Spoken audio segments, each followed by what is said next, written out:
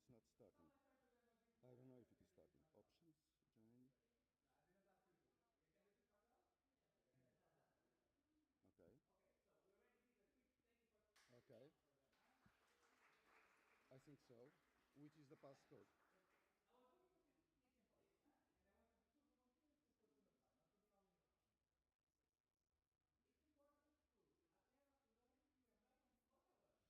Uh, in OSB, right?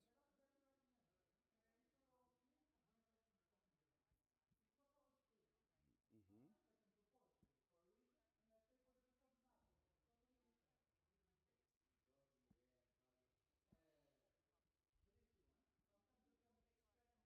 The streaming shortcuts. Okay. The key it's this one.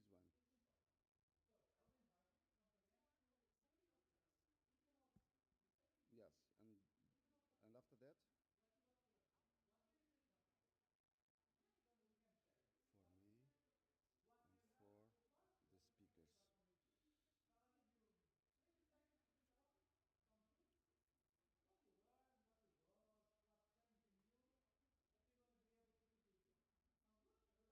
Streaming shortcuts.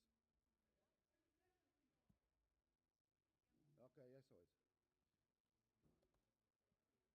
Okay, it's here. I'm there.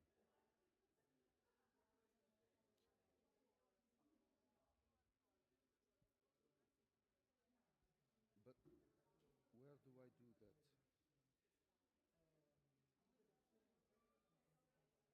Not yet. Not yet. I'm still not there. So I'm going to.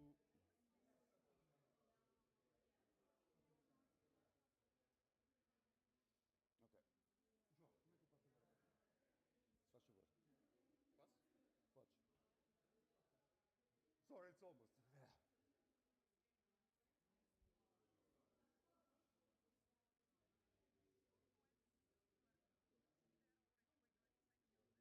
Okay. Yeah, okay, I'm going for start mirroring, okay. I'm projecting here, okay. So this is going to be very strange actually. This wasn't, it wasn't impossible to do it.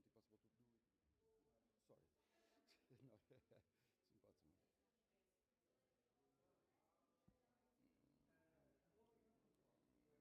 You are seeing us, right?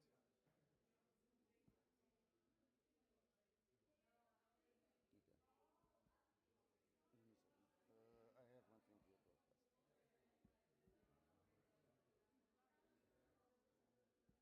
Está lá? Dá-me só um Tiago, segundo.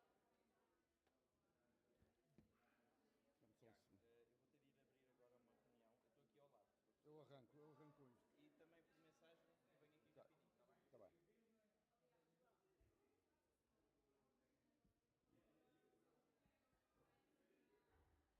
Sì, con per il convinto.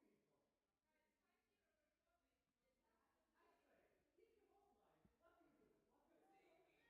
What are we waiting with? The options, what you do? Good answer, good answer. Good start, huh? Sono tre tentativi. You type right, sul tecnico sul flop. You're doing great. So, anybody want to prepare what you learned, and then we'll go. What can I get here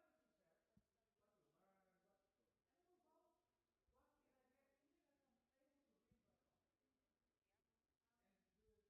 I'll call you in a second. Good input.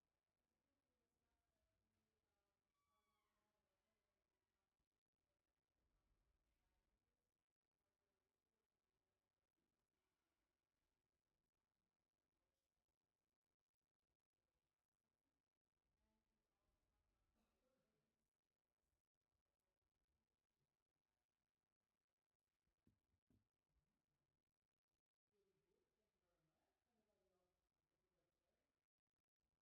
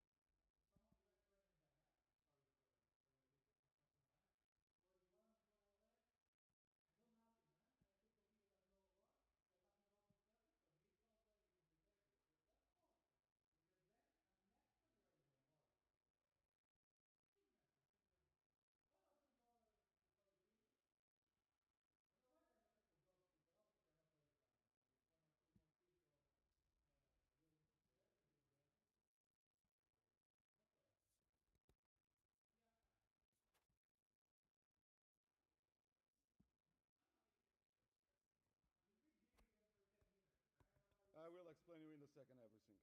Okay, I'm going to stop with things, but in reality, what I'm going to tell you.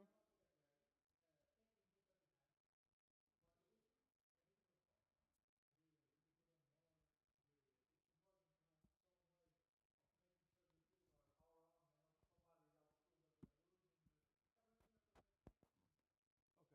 Is it possible? Let me see if I can stop this right here. It's where. So I'm going to switch this that you have here. It's better here now. No, Good. it's the same. Now. Maybe I can help you. I don't think I can try. Someone. Okay, this is. You can see the QR code, right? João, vai fazer uma coisa. Vai chegar em grupo WhatsApp e vai botar aí pessoal. Já está? Qual é que é o grupo? I'm going to put you a QR code. Okay. And because we will have today people speaking in Portuguese and people speaking in English. So from there you can access or a link or a translator for you. Okay? Understood, everybody? Got the QR code?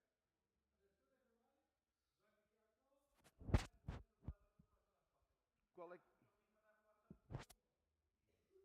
Sorry. No. Okay. So let me do like this.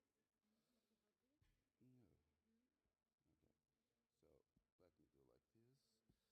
So I hate to do these stuffs like this. This was to be done illegally and yes. Okay. Did you stop the streaming? Anybody is having problems to join?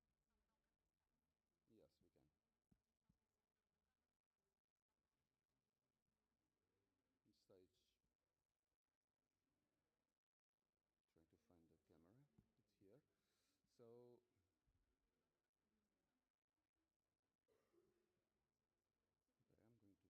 Okay,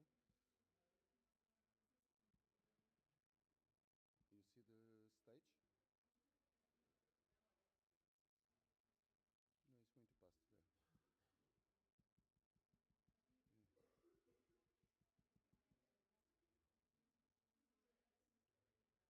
Okay, it's there. Okay. Everybody could join already? Raise your hand if it's working. Good now. It's not good. Okay.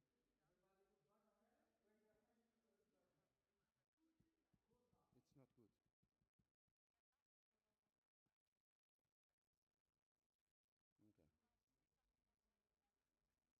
So give me just the sound, audio mixing, nothing.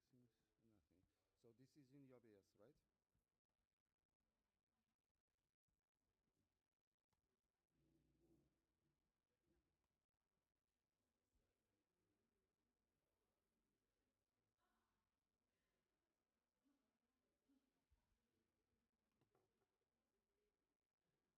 Do you listen to me?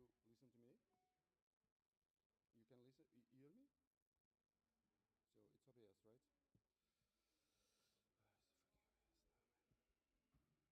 It's here. Do you listen me? Sources, yes. Audio.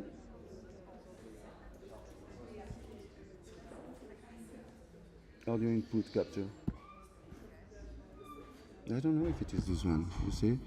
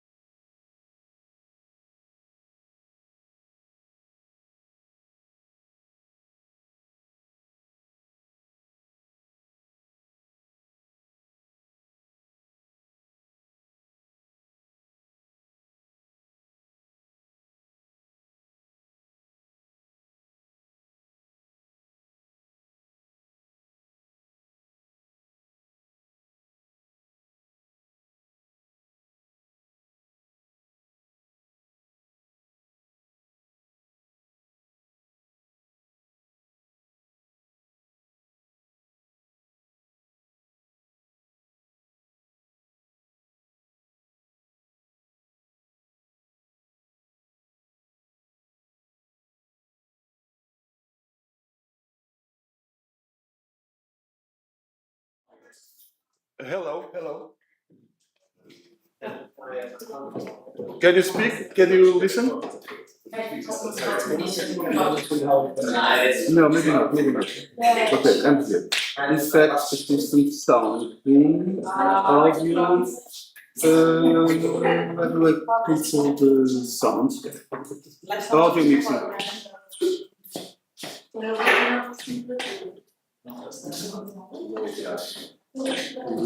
It's nice. It's nice. Is there So I'm going to change here some stuff. I'm going to change it to tracking mode. Okay. Yeah. Is there a garbage can somewhere? I don't know. No. Okay. Joel, me. You know where garbage? We can put in another room. Okay. Live mode, casting mode, original sound mode. It's working, I think. So effect. I'm going to default mode, right? Okay, now it's working.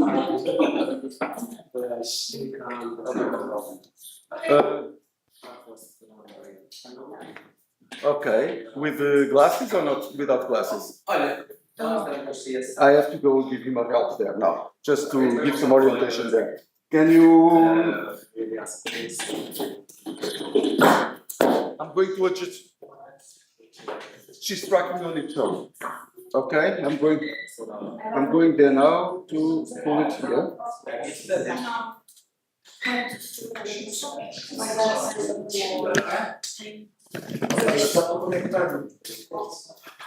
We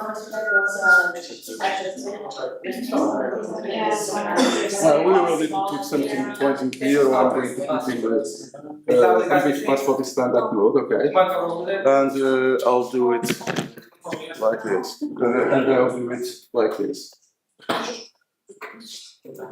And I'll do it like this. Okay, so I'm going to do another test.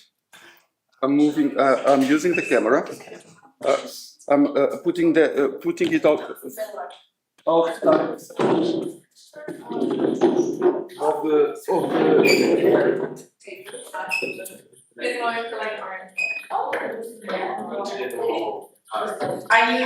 It's okay like this? Okay, give me just 1 minute, guys. I'll inform you in a second. You will be seeing us working, okay?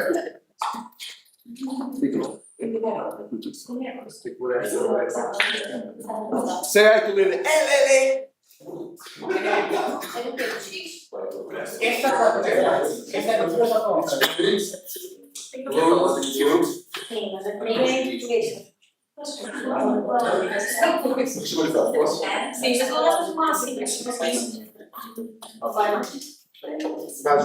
Estás com uma segurança na cara?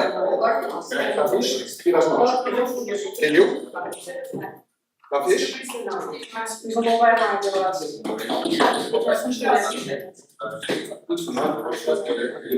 Posso tirar?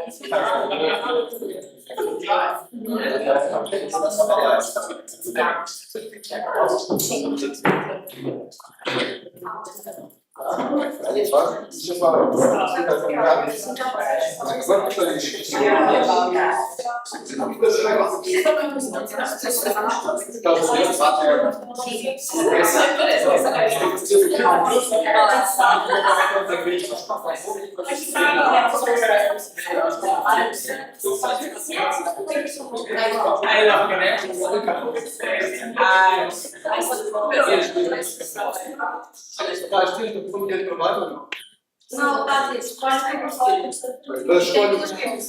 Escolhe o Tiago.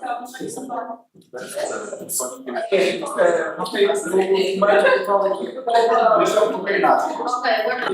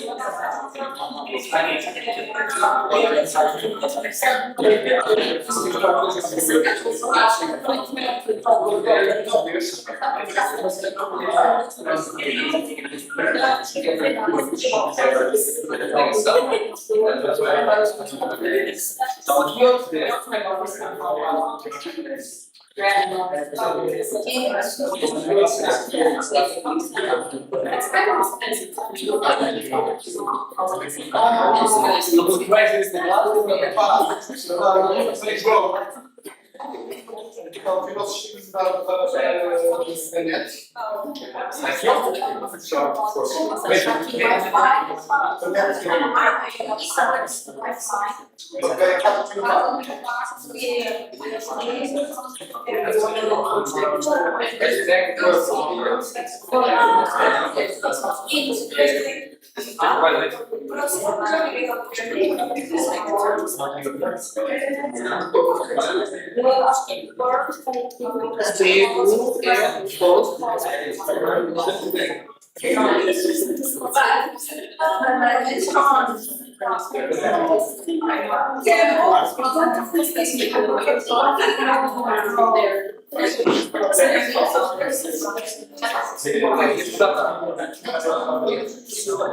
assistimos a net.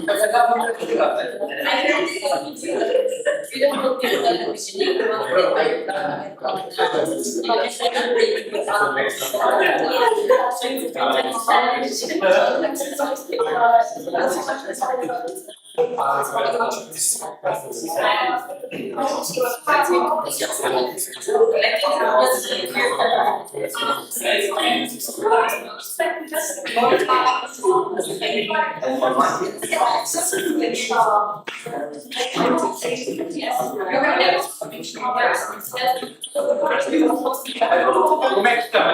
É o ouvem, né?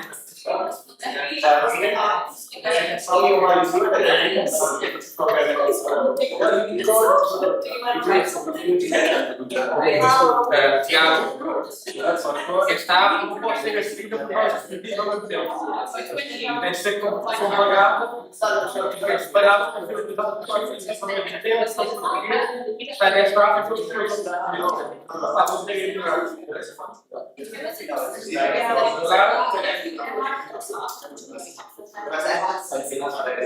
tudo bem, não está a dizer,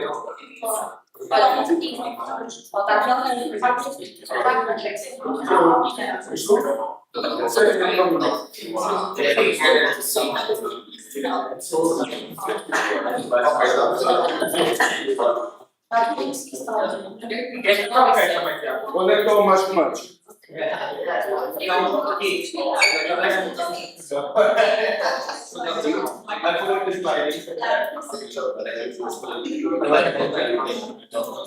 Tiago, se não conhecer o final, não pode assistir a próxima. Também tem que mudar.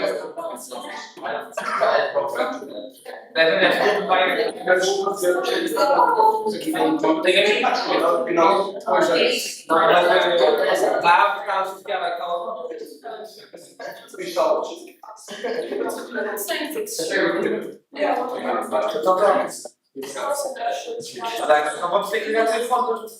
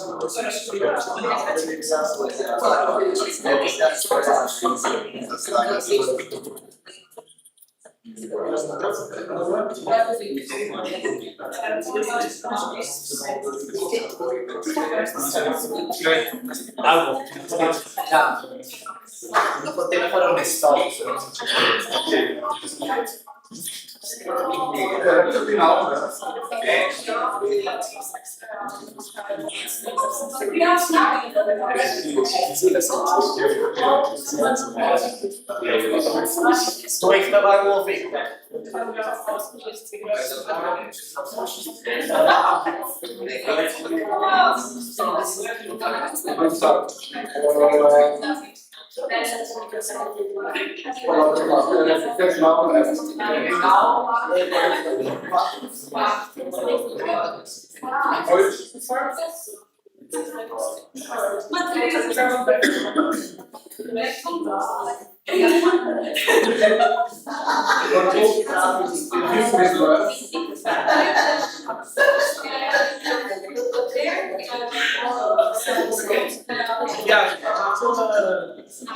Na aplicação agora também é possível. Está tudo ouvido. Não pegas o equipamento. Não pegar na pátria.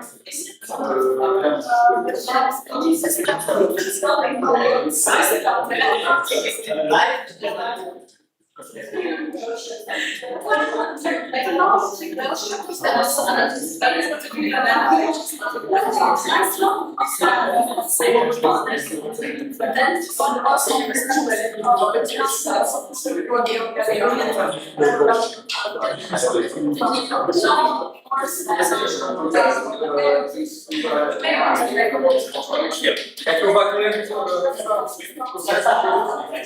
os seus problemas,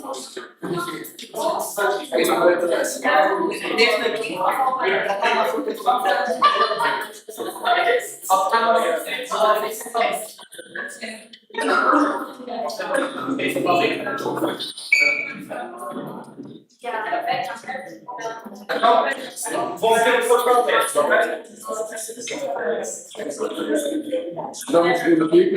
Eu vou mandar por WhatsApp, ok? Ok,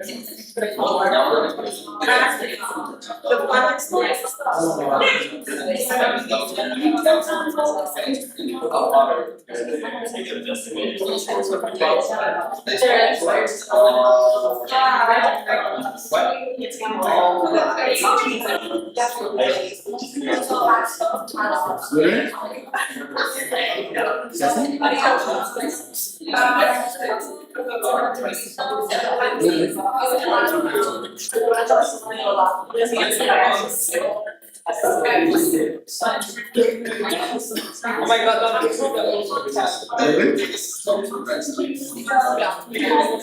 Yes.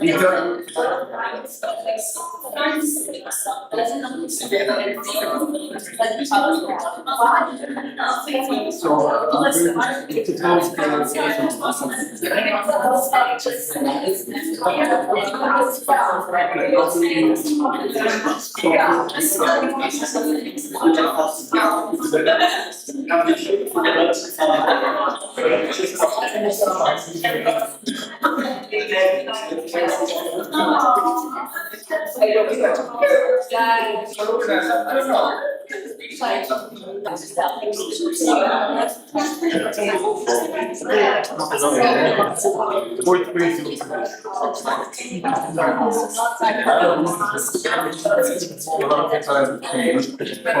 Agora pensar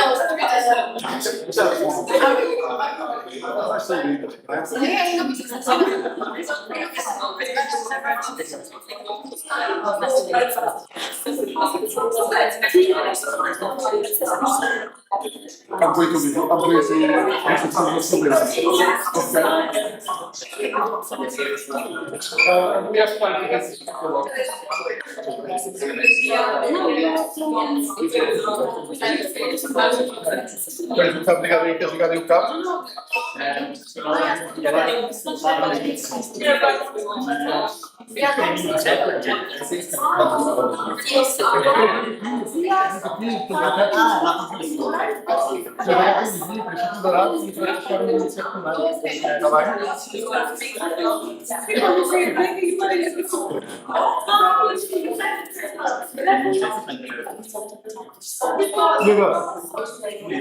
Please, everybody, do like this. I'm going to connect these.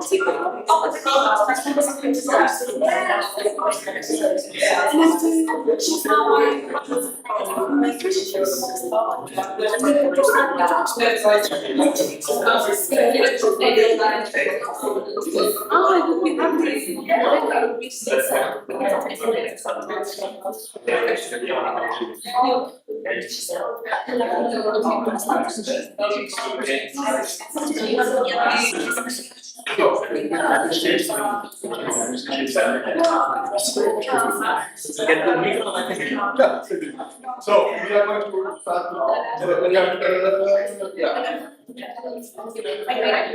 Let's think we're going to start with another framework that is related to entrepreneurship and which is the gymnasium. Okay, so another step is a small place that we have been added, okay?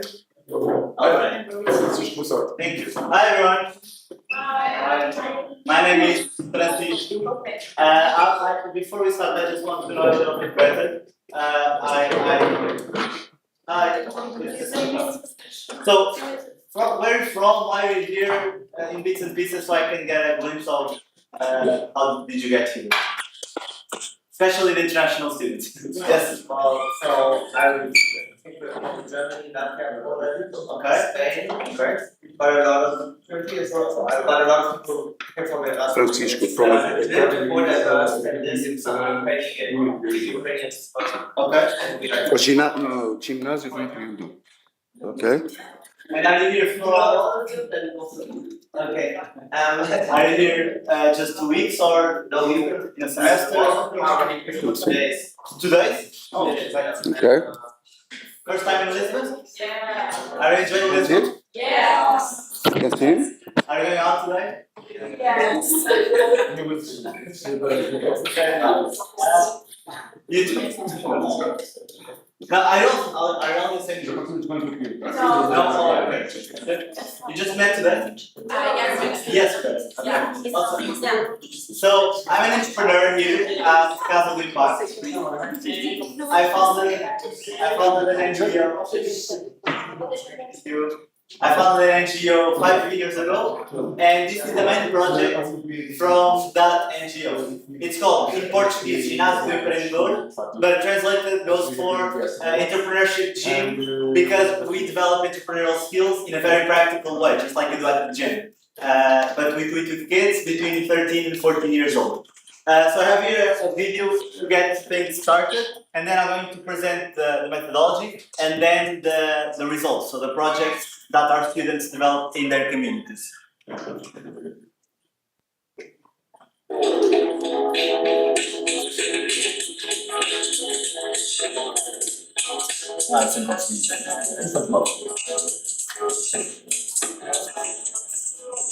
These are our students. They're doing a pitch, an entrepreneurship pitch. But at the same time, they're playing a game, like a competition.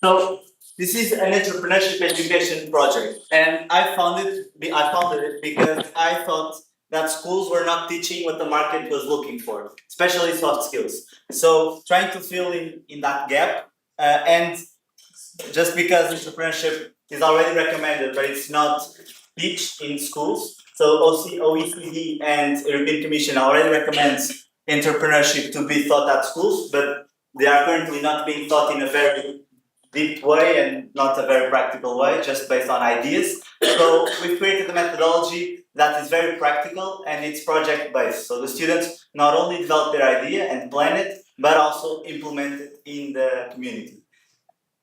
So it's like at the same time they're playing a game, because we work entrepreneurship as if they were playing a game, and I will show you just now. So there are 3 pillars. The first one is a student project. Has to be a project that solves a problem and has to produce results that are very tangible. We say, like in a joke way, that they cannot develop PowerPoint or paper posters. They really have to create some change in their community.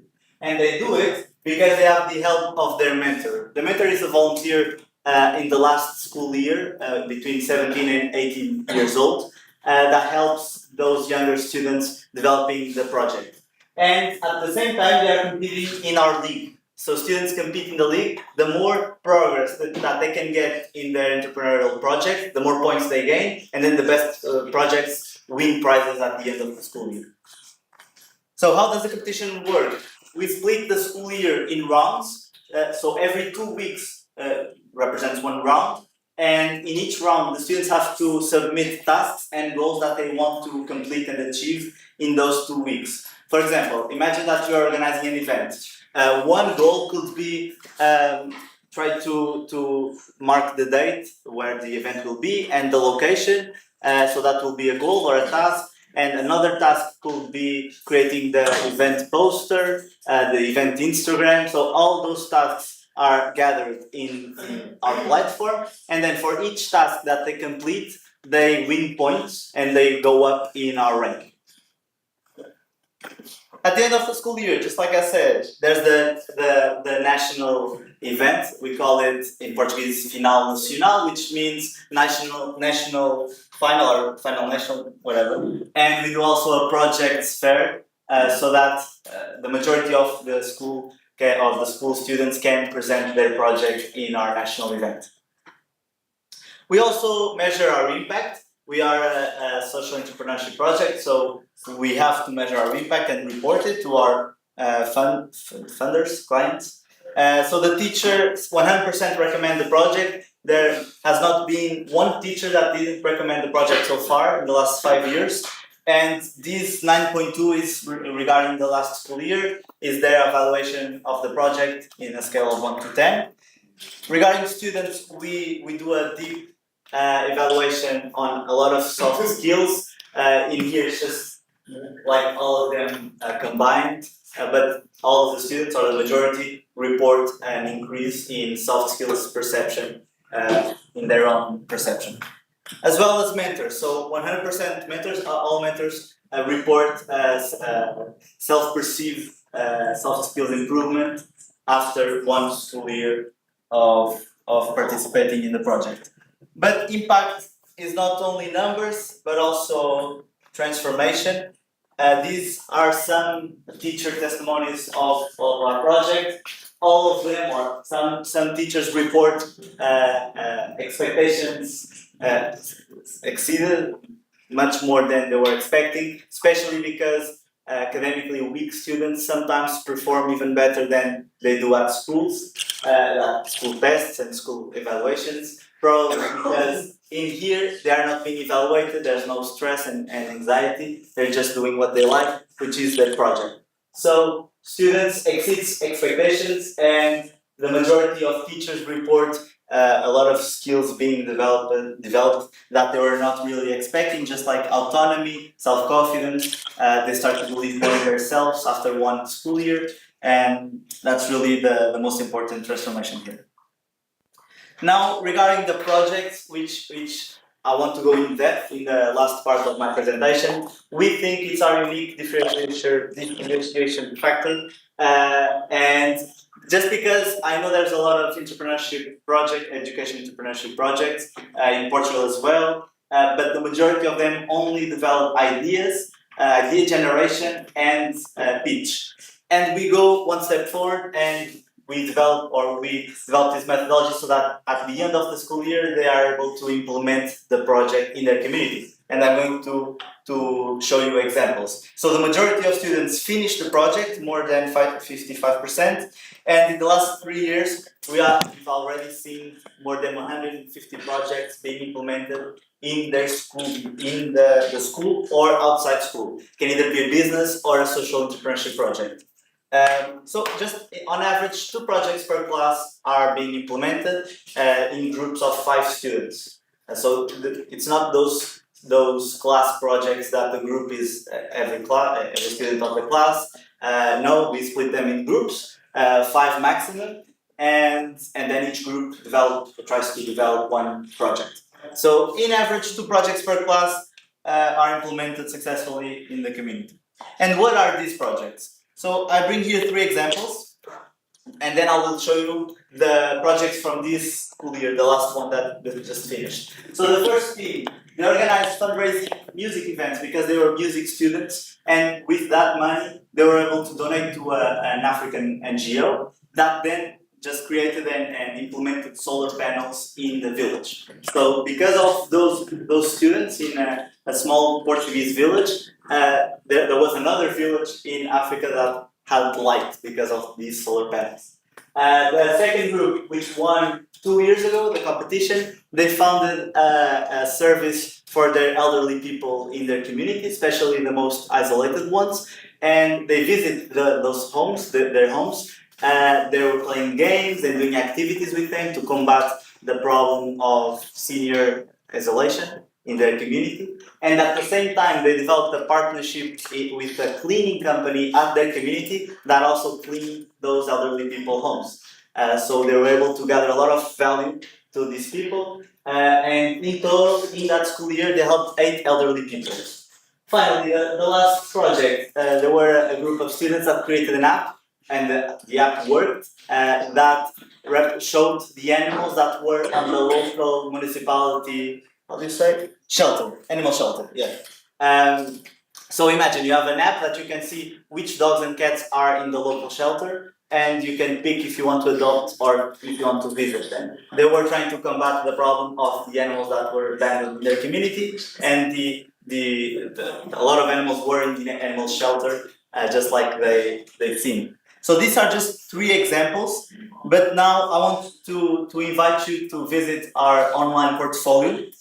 We have a website that have all of the projects that were implemented this last school year. I apologize in advance because they are in Portuguese, but I will showcase the best projects of the last school year, and we are going to see them together here.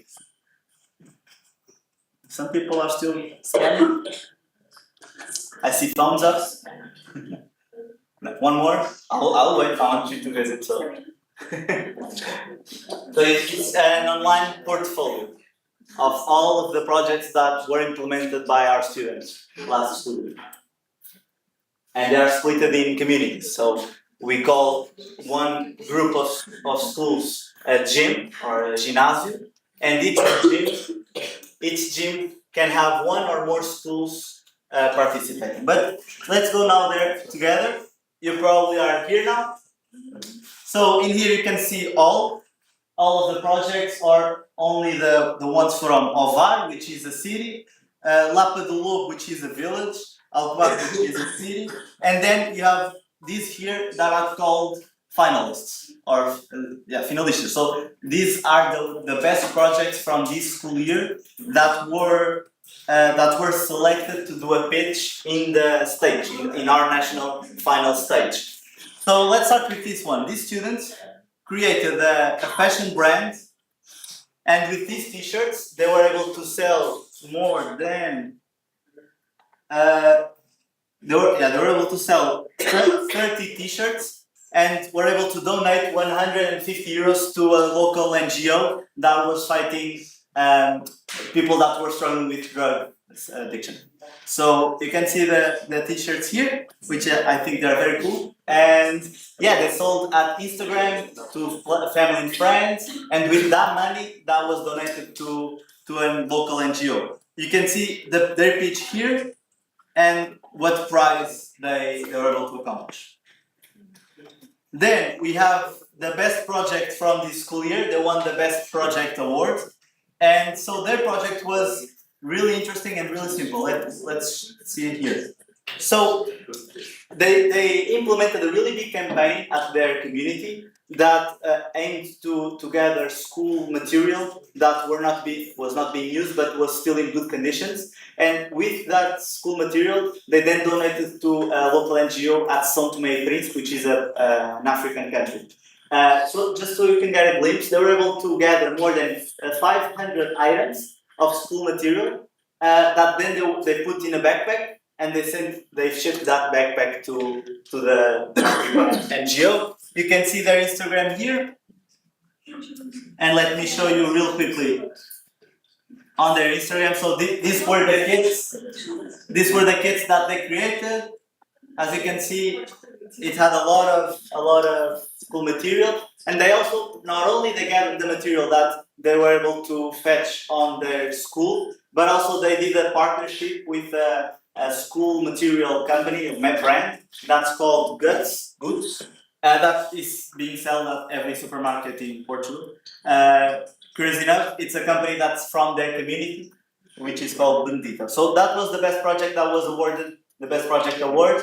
14 students in Africa received this backpack full of school material. Next project, you have Mission 5 that has also a very good Instagram. Let me show you this picture, which I think is very, very clear what they did. They created a service at their school that helped younger students with math tutoring, Portuguese tutoring, and instead of them paying money, they paid that tutoring with food. And with that food, they were able to help families in need in their local community. So they partnered with a local NGO that helped families that were struggling with money and food at their home. They helped younger students getting better at math, and instead of them paying with money, they paid with this kind of food materials that were able to then donate to families that were in great need at their community. This project was also a great success. They helped 4 students, more than 10 tutoring sessions, and they also evaluate their impact because we teach them how to evaluate their impact, how to measure their impact. So they've reported an increase in 30% on those students' grades at their school, just because of their tutoring. So that was mission 5. Next project, Quadra Parts. They helped, not helped, they did a volunteer set. Let me show you. Okay. Yeah. So these students visited elderly people homes. I don't know how to say this in English. In Portuguese, it's called lares.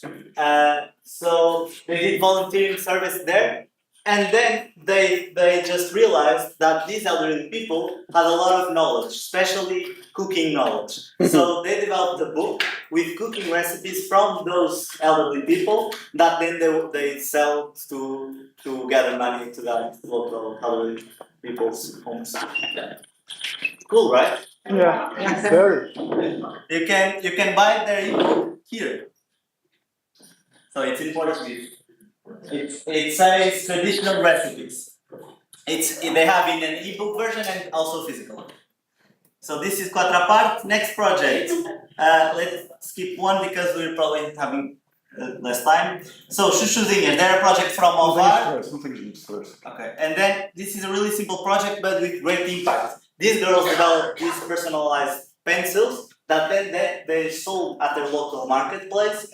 And the goal of the pencil was to gather money to develop kits with feminine hygiene products, tampons, pads, and so they can donate those kits to to homeless women.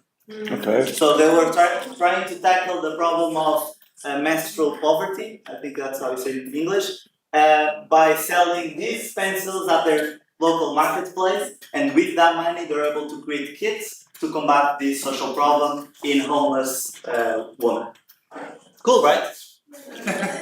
So they were able to sell 85 pencils and donate 20 kits to local women in need. So these were one more, sorry. So Ultramolduras, they founded this business. This is probably the most business type project. So they gathered how do you say, paper, not the thin paper, so the thick paper from local how do you say fabricas? Cardboard. Cardboard, yes. Thank you. So they gathered cardboard that was going to the trash, and with that cardboard they made these That is where molduras, Spanish frames, speaking and English. then they sold these frames at Instagram. Yeah? So just a simple social business, or in this case, environmental business, by trying to reuse cardboard that was going to the trash to make these frames, and yeah, just sell these frames at their Instagram. They were able to sell. They have 25 frames, not frames, I just say. So 25 people bought from their Instagram, but they were not able to do them all at the end of the school year. But they were able to sell at least five. But they have more shipping Options. orders. They had 25 orders, but they only sell 5 because they are still making them. But yeah, no, at the end of the school year, they were still making those orders. So yeah, that was the final project. This was awarded the best business project. So I think it makes sense to open for some questions now. Thank you for listening and Hey.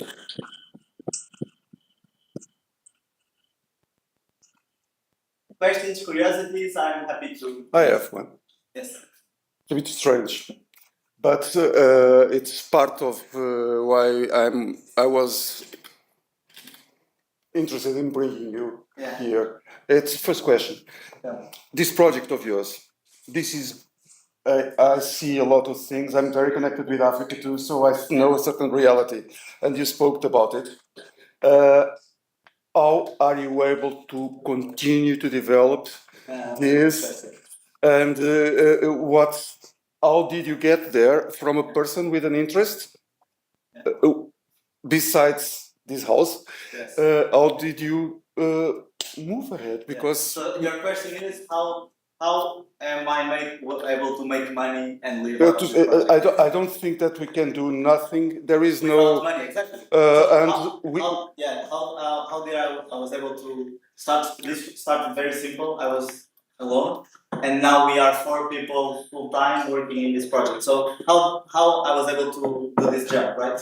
exactly. Yeah. So we implemented the main. And if you are happy to be independent Oh, by yourself and with your own projects moving ahead, really happy. because disruption is going to happen. There is other parts. This is information for all that I want to. Yeah, I'm very happy. I can share a little bit my my logical process, so that I was able to start from a volunteering project. I did this a long time ago, and then going to a financially sustainable project. So I think if you are interested in creating your own project, the most important step is figuring out who is able and wants to give you money to you or to your project, so that you can live out of it or be sustainable.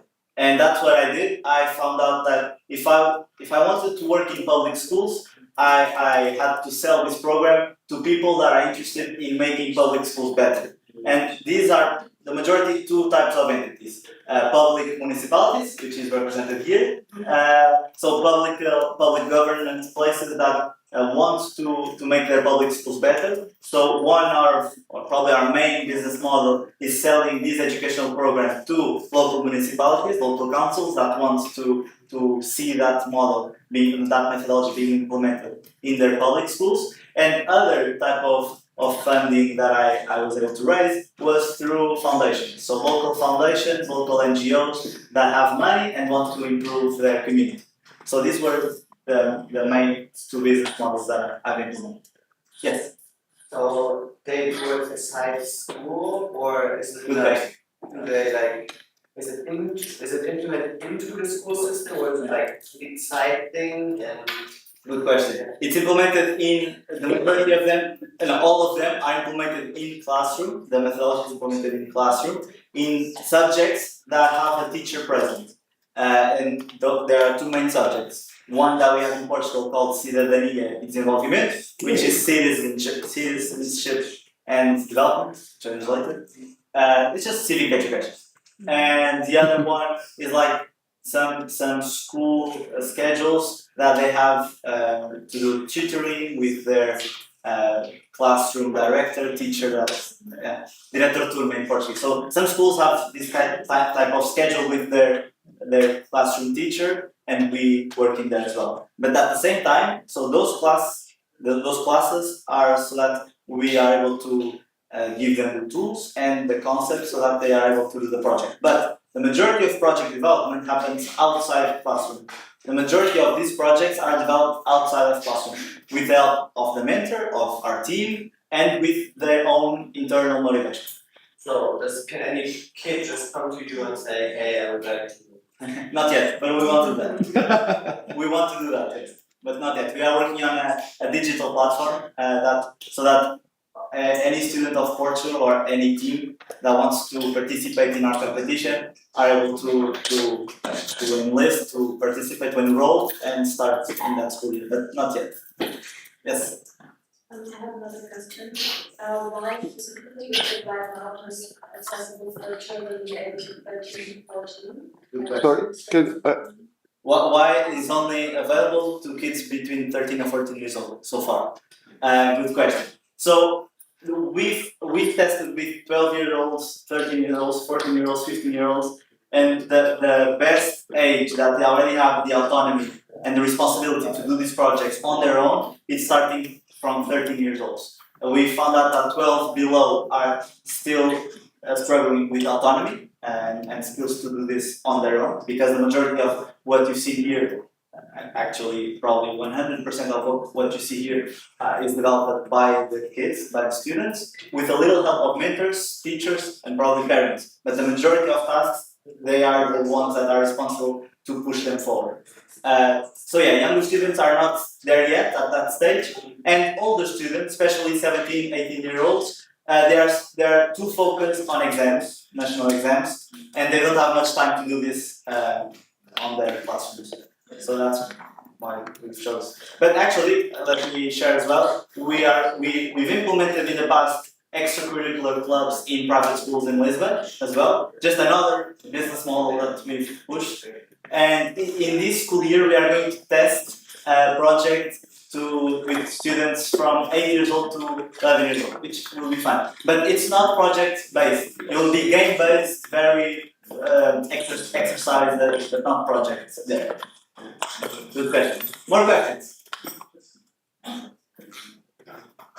How much time? Very good. I don't know. How much time? How much time? How much time? No, we have time. Okay. And then just said, I want for you to build this platform, for you to move out, get the confidence to do this. How long did it took? Yeah. Yeah. It took 4 to 5 years. 4 to 5? No, 4 to 5 years. 4 or 5 years. You were very well prepared. No, 4 years more or less. I say more or less because with school years we don't quite know when to start. But we started 2021. Go to now. 2021 with the first person paying. I put you this question because, okay, I'm going to do some connection now. Yeah. The question here, it's, and all of us, and somehow from 8 different European countries, we have been involved more or less in this project that I gave you a small resume of what it was and the story that it had. Yes. And in fact, even as the organizations get to a point and said this project was a challenge because it was to force us to move to next step without continue to think and working the same way. Yes. I think we have achieved that. But the main question here, it's how to start to promote these capacities in younger ages and to bring them to build things and gain confidence in building. Yes. Everything is going to help them develop. Yeah, everything is changing. Everything is changing. Jobs are going to transform. Jobs are going to be lost. People will have to adapt. So we are speaking about young ages, but we are all a community. Yes. So what is your experience to get to there? It was? I think one thing that, or probably the most important thing, so that you try to change kids' mindset these days is through 2 types of reasonings, I would say. Growth mindset, trying to instill growth mindset in them, and at least in Portugal, I don't know how it is in your countries, but in Portugal there's still a lot of punishment towards error. So in classroom or outside classroom, the error that they get once they are trying to do math exercises or Portuguese exercises, once they error, teachers punish them. So it's a lot of punishment and punish-based. And I think that we should start looking at errors through a more pedagogical perspective, which North Americans do very well, which is trying to look at errors like learning opportunities, and with those errors, learn how can I improve. So I would say to fight the ever-changing modern world or trying to adapt, you should instill these 2 types of mindsets. Entrepreneurial growth mindset, so trying to be learning every day, and look at errors like a learning opportunity and not as a punishment. Oh yes. Yes, I would say these 2 types of mindsets. And what are the tools for them? What is the tools that, in your opinion, you were needed to acquire first to say, I believe in this. This really can happen. Because when we get an idea, sometimes we get a wall in front of us. Yes. Hey, how do I climb upstairs? How do I pass this? Should I give me to the effort of doing it? Or should I stay and be doing the same? I mean, there's not one size fits all solution to that question, unfortunately. Exactly. Probably one tip that I would say to every young person that aims to create their own project is probably the most important tip is to focus on the very next task, do it. If you ever learn with it, and then focus on the next task, like each day, step by step. Because I cannot say like one very perfect solution so that you are able to create your own project. There's none. Like it's a complex progress, it's a complex pathway. But in here, cliches work very well. Don't give up. Focus on the next task. But all I can say here is the cliches that we are already tired of hearing every day. But they work. They work. So focus on the next task. Don't give up. Learn with errors and continue. Those tips. Okay. Commit. Does it make sense? Very. Very. I'm learning basically. Awesome. Any last question? Thanks, come on, guys. I'm loving it. I can be here all afternoon. It's fine. to me it is. Awesome.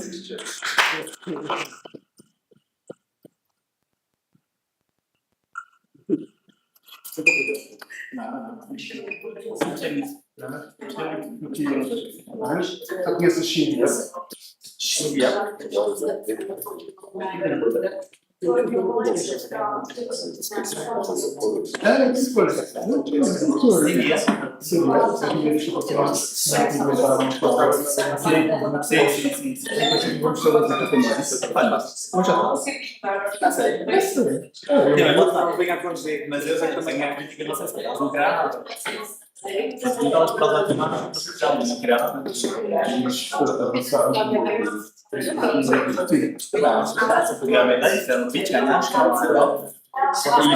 que não é isso, mas quando muitos fizeram uma versão delas, mas não conseguiram votar e não venderam.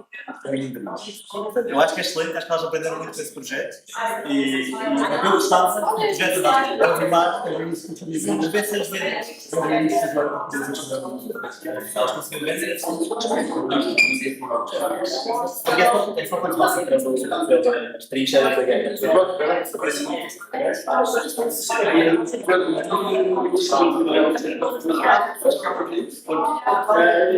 Infelizmente não, porque eu vou de fim de semana e nós gostaríamos de partir à China.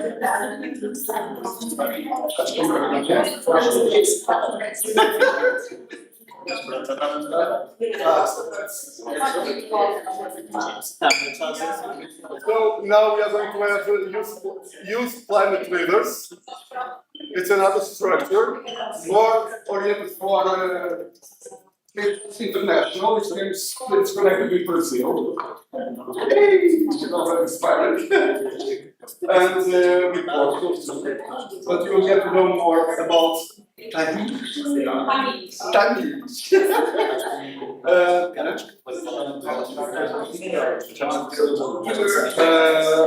doesn't speak English. He's going to try to help.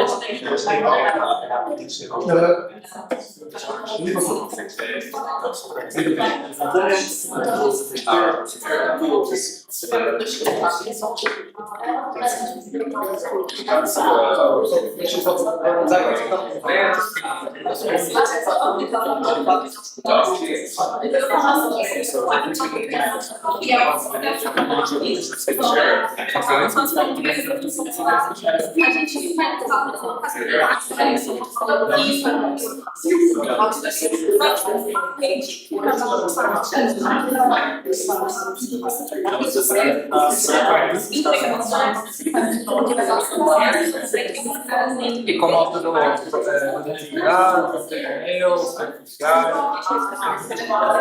como é que vocês conseguem interagir com isso? Internet,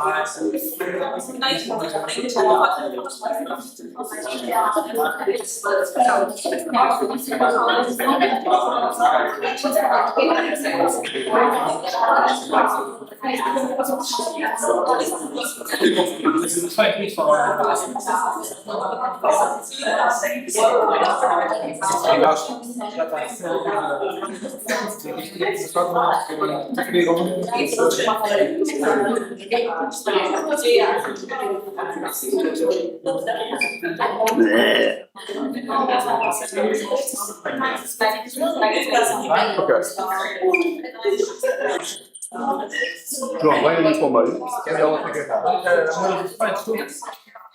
Posso dar? Querem o microfone? Ok.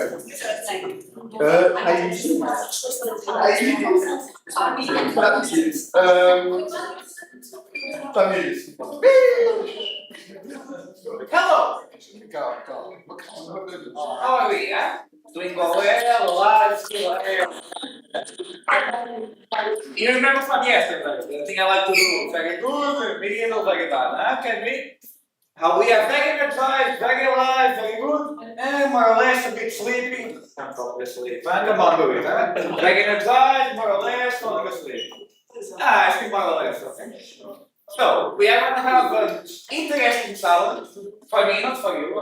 I have my colleague over here with the English, it's not her first language, so I'm going to try to help her and translate for her. You can see, I don't speak English very well, translating even worse. So, if I do any mistakes and so on, bear with me. I hear it. I hear it. You want to present yourself? And I hear it. Tamires, and me and that. You're going to present yourself and I'll try to explain for them, okay?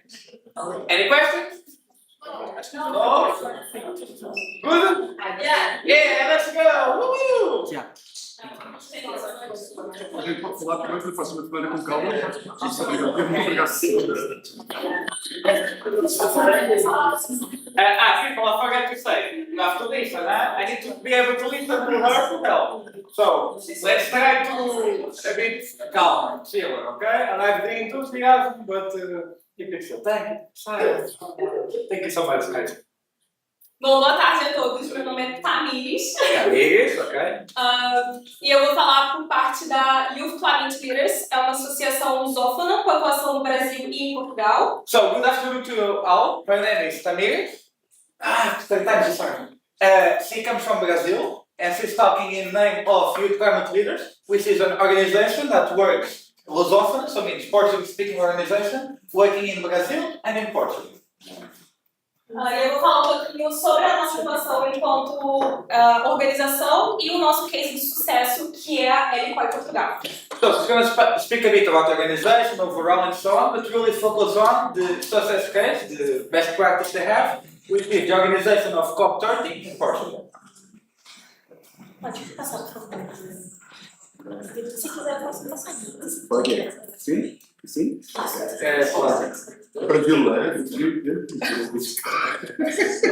Bom, a Youth4Peace, ou YCL, é uma associação ambiental que foi criada em 2018 no Brasil e que chega a Portugal em 2021 com uma missão muito clara, que é de capacitar, conectar e construir oportunidades para os jovens para que eles se tornem líderes da realidade climática.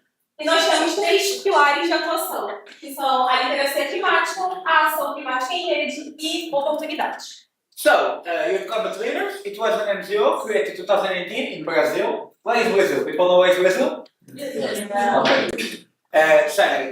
And then in 2021, it got bring to Portugal, externally Portugal. Huh? Their major focus area is empowering and capacitating the youngsters to act on 3 main pillars. Huh? The 3 main pillars, which is there. Climate literacy, so informing them, the state of the climate and so on. Climate action as a network, working together, partnership for the climate. And last but not least, opportunities.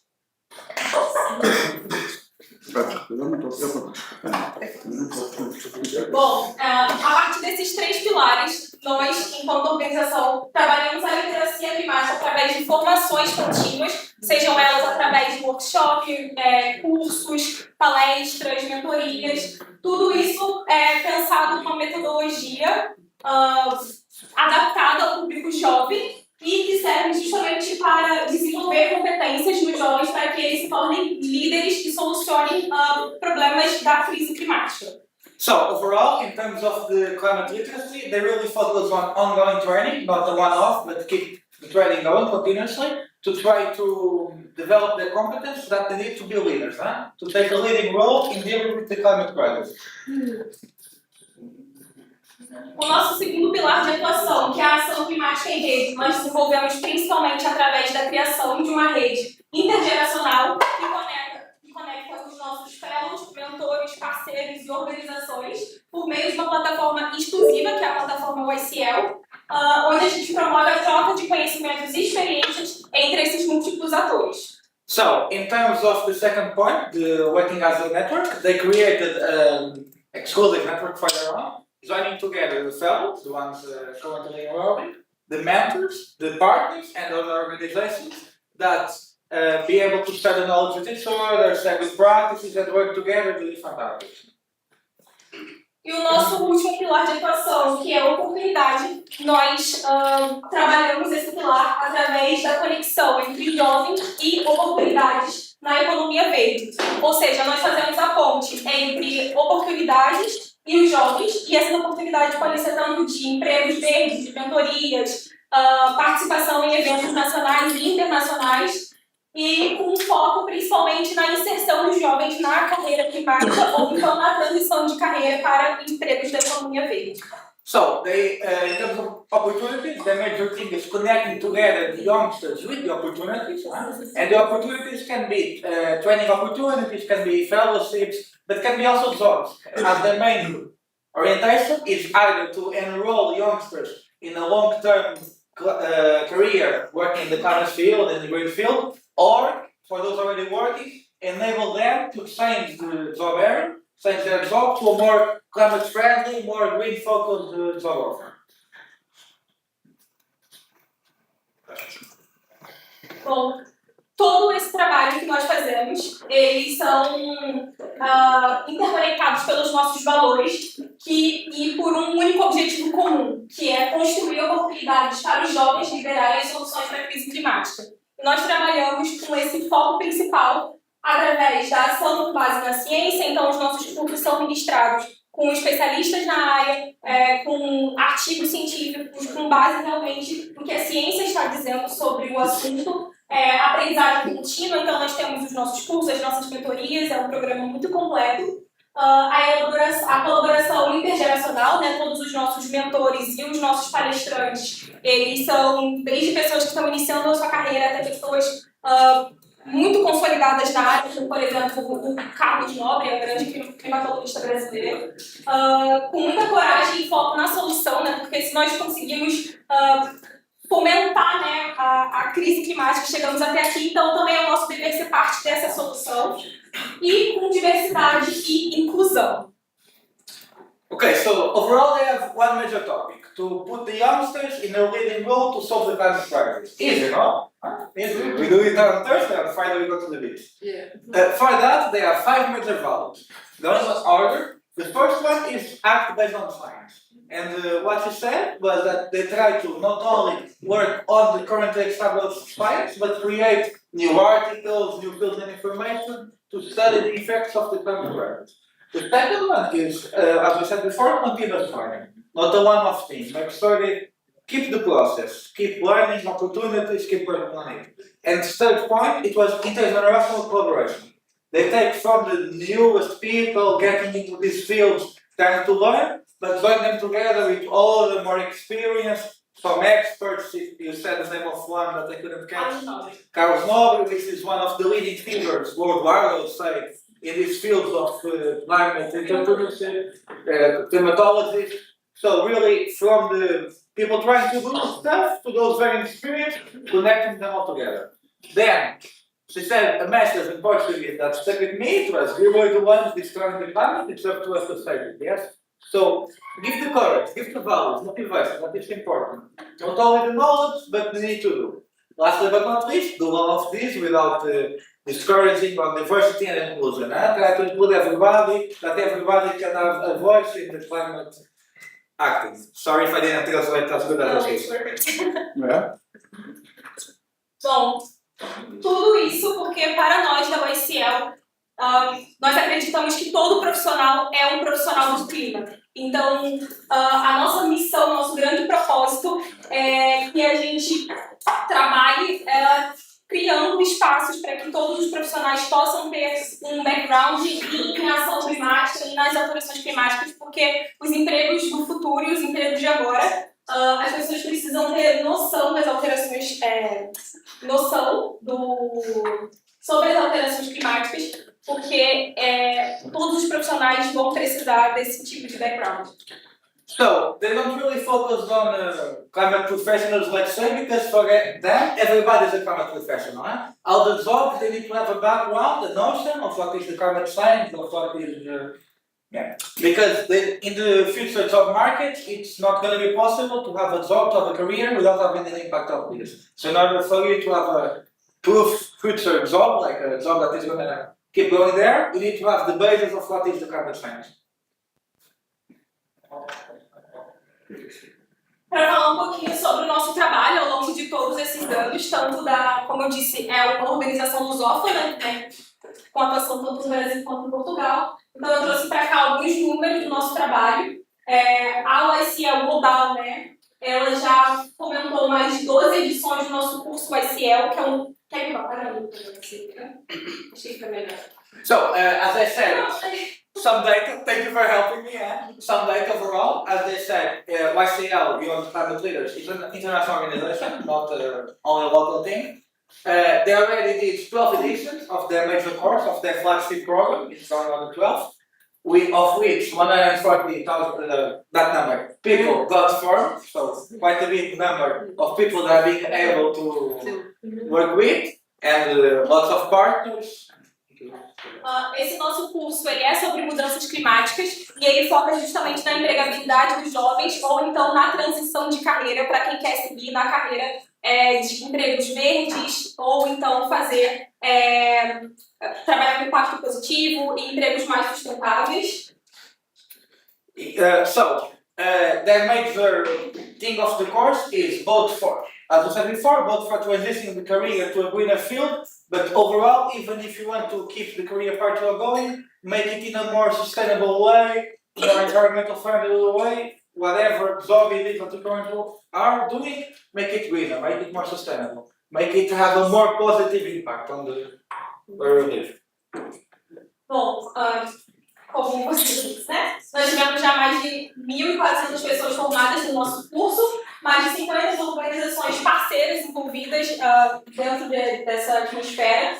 A nossa rede conta com mais de 90 mentores e com mais de 15 formações personalizadas para além do nosso curso. Então, além do curso YCL, nós também já fomentamos mais de 15 formações como mentorias, para empresas, para diferentes conferências e também 2 imersões internacionais, porque muitos dos participantes do nosso curso são para além de Brasil e Portugal.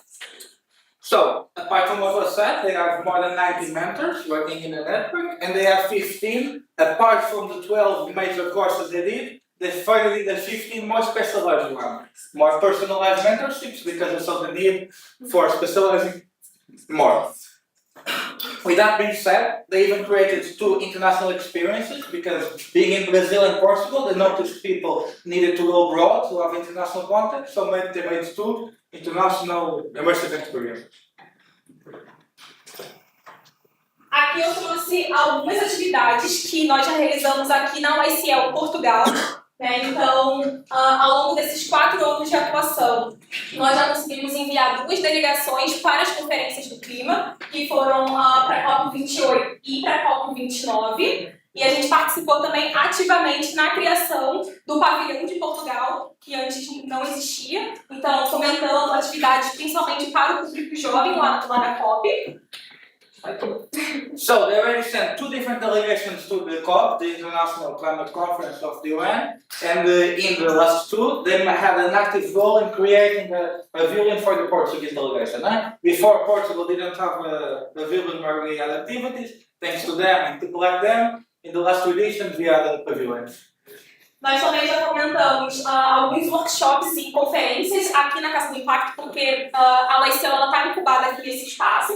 Então a gente já fomentou workshops para alinhar as pessoas numa conferência pré-COP para falar o que seria discutido na COP29, por exemplo. Também já fomentamos workshops sobre inteligência artificial e gamificação no processo de ação climática. Então, como utilizar esse tipo de ferramenta digital para pensar e criar soluções para a crise climática. So they also did some workshops, especially here, because they are based in the place we are, Casa do Impacto, in the building. 2 of the most interesting workshops that she shared was the workshop preparing what they're going to do in international conference to make sure that the work they did represented the view of the youngsters they worked with and of the people they interact. The second one was an AI gamification to try to make talking about this stuff more fun, more gamified, more effective to approach other people. Nós também já comentamos uma formação para formadores da área da educação aqui também na Casa do Impacto e também algumas formações e workshops em parceria com empresas, que foi o caso dos Jovens Líderes Climáticos de Canide, que foi uma parceria com a Junta de Freguesia de Canide, e a formação Líderes da Transição Energética, que foi uma formação em parceria com a Rehearsing. So they also did a training of trainers here, so to help people know how to train others about the climate and overall. And they did some work with private companies and with companies overall, of which Municipality nearby and the national regulators for energy and electricity. E agora eu vou falar um pouquinho, tá um pouco cortada a imagem, mas é o nosso grande carro-chefe, que é a EDtech Portugal, que já caminha para a nossa 4ª edição.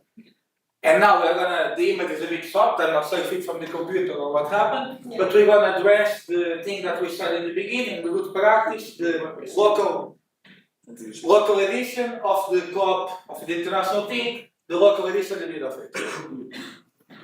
Bom, as conferências, a EDtech Portugal, né, ela é uma sigla do inglês para Local Conference of Youth, e é a conferência, a EDtech Portugal, é direcionada para jovens de 18 a 35 anos, onde todas as pessoas de Portugal podem participar, todos os jovens portugueses eles devem participar desse espaço, e tem como objetivo criar um espaço para impulsionar a ação climática da juventude portuguesa e fazer com que a juventude portuguesa tenha espaço em tomadas de decisão e que as recomendações da juventude portuguesa cheguem para os governantes de Portugal e também para as conferências do clima.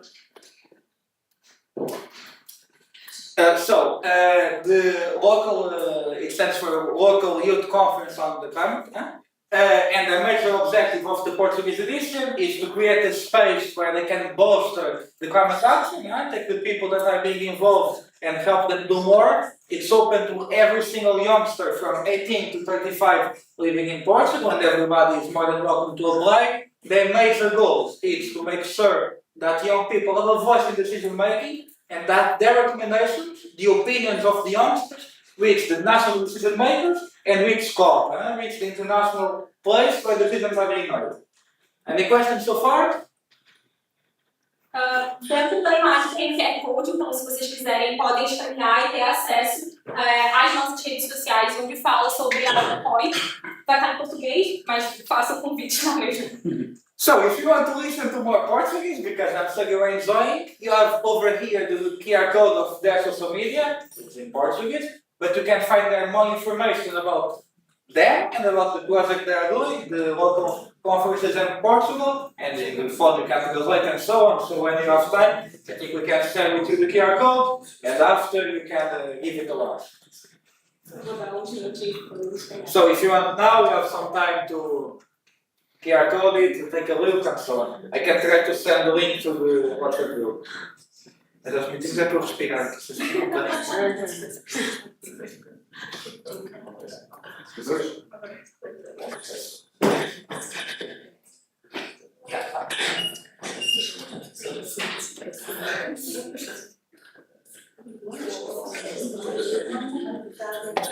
seen the WhatsApp group also. Pode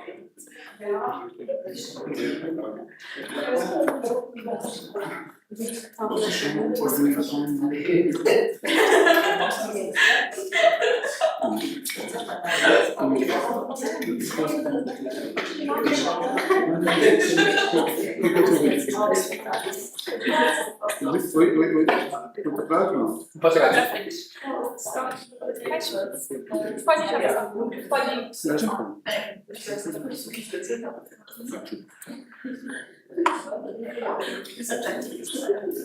ir. Bom, então.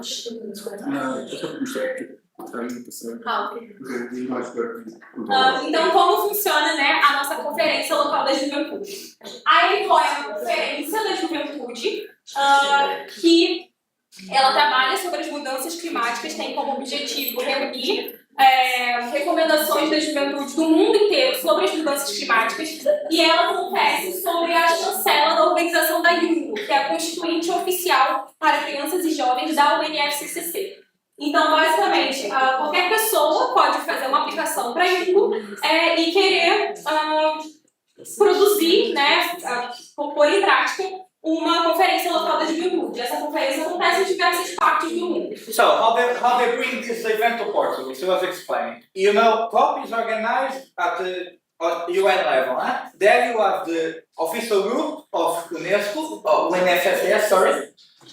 So, you know, UN, many agencies, one of them deals with the climate, they have an official youngsters group. Anybody, any group from any country can send an application to them and say, oh, I think I want to create a local conference in my country. And if you got approved, if the official organization says your application was good, you are eligible to create a national conference, as they said, the national version of the international team in your local country. Anybody can apply, and if you get selected, then you get help creating a national meeting. Nós, enquanto Youth Climate Leaders, fomos a primeira organização, né, fomos pioneiros aqui em Portugal a trazer a conferência da UNO para cá, no território português. O nosso principal objetivo, né, o principal objetivo das LCOs são, então, criar um documento, que é a Declaração Nacional da Juventude, que é um documento onde os participantes eles fazem recomendações pensando justamente no empoderamento da juventude dentro das negociações climáticas, para que essas recomendações sejam então incorporadas pelo governo desses países, no nosso caso, pelo governo de Portugal, durante as negociações das conferências do clima. So, their major objective with the conference was to be able to get the youngsters to write their recommendations, and to write a letter of what they think the important stuff to do is, and then bring it to the government, in this case to the national government, to the Portuguese government, for them to, when they go to the international conference, try to advocate for what the youngsters back in Portugal are highlighted as the most important recommendations, the most important principles. Bom, então, todos os países que realizam as LCOs, eles criam então esses documentos nacionais da juventude, e depois todos esses documentos são anexados num documento único, que é a Declaração Global da Juventude, anexado então pela UNO, e esse documento é levado para a Conferência Internacional da Juventude, que é a COI, que acontece todos os anos, geralmente uma semana antes da COP, né, das conferências do clima, que esse ano vai acontecer em Belém, no Brasil. So, a week before the International Climate Conferences, there is a youth version of it, for the youngsters to be able to prepare recommendations for the current negotiations. And the UN Youth Group, that we talked before, takes all of the national recommendations of the youngsters, so the recommendations of the Portuguese youngsters, of the Spanish, of the Latvians, brings them all together to be able to present them together at the climate conference.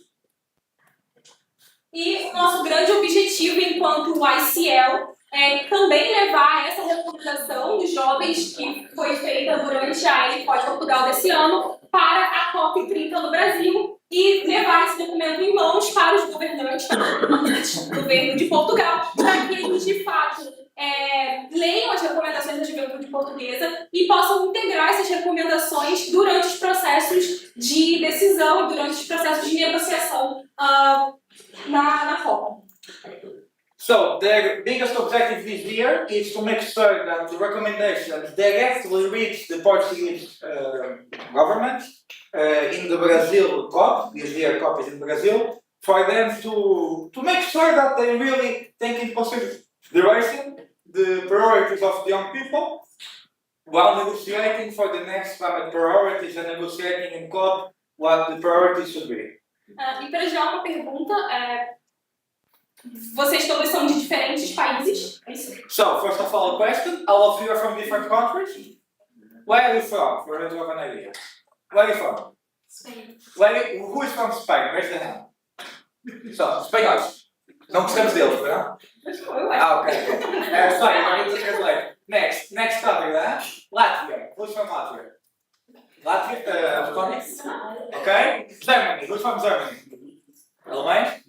Which countries am I missing? Sorry. Turkey? Ireland? Who's from Ireland? Irlandês? Poland? Who's from Poland? Turkey, yeah? Turkey? Did I miss anybody? Yes. Who? Belgium and Ireland. No, I was asking. And Italy. Italy I don't like. So, Belgium? Belgium? No, Belgium, come on. Belgium, not that hard. Who's from Belgium? Belgica? And last but not least, I love Italy. It's from Italy. Wait, and we have one person here that is half Irish, half Ukrainian. Yeah. So who's half Ukrainian? Maybe she's been vacations already. Yeah. There we go. So, e participante ucraniano e irlandês. E alguém aqui já participou de uma conferência local das juventudes, já tinha ouvido falar dela antes? Anybody have heard something about this, about the national youth conferences, the national climate conferences, what we talked here, about the climate conferences? It's the first time, huh? You have heard about it before. The national thing or the... Okay. International, and the COP. So, alguns deles, Então ficou o convite para, se vocês quiserem também fazerem uma conferência local da juventude do país de vocês, basicamente entrar no site da Jumbo e fazer uma submissão. So, it's the invitation. If any of you want to do what they did, to bring the local conference to your country, you just have to enter the site. We can send the site later and make a submission there with an application of what you should do, why you can do it, and so on.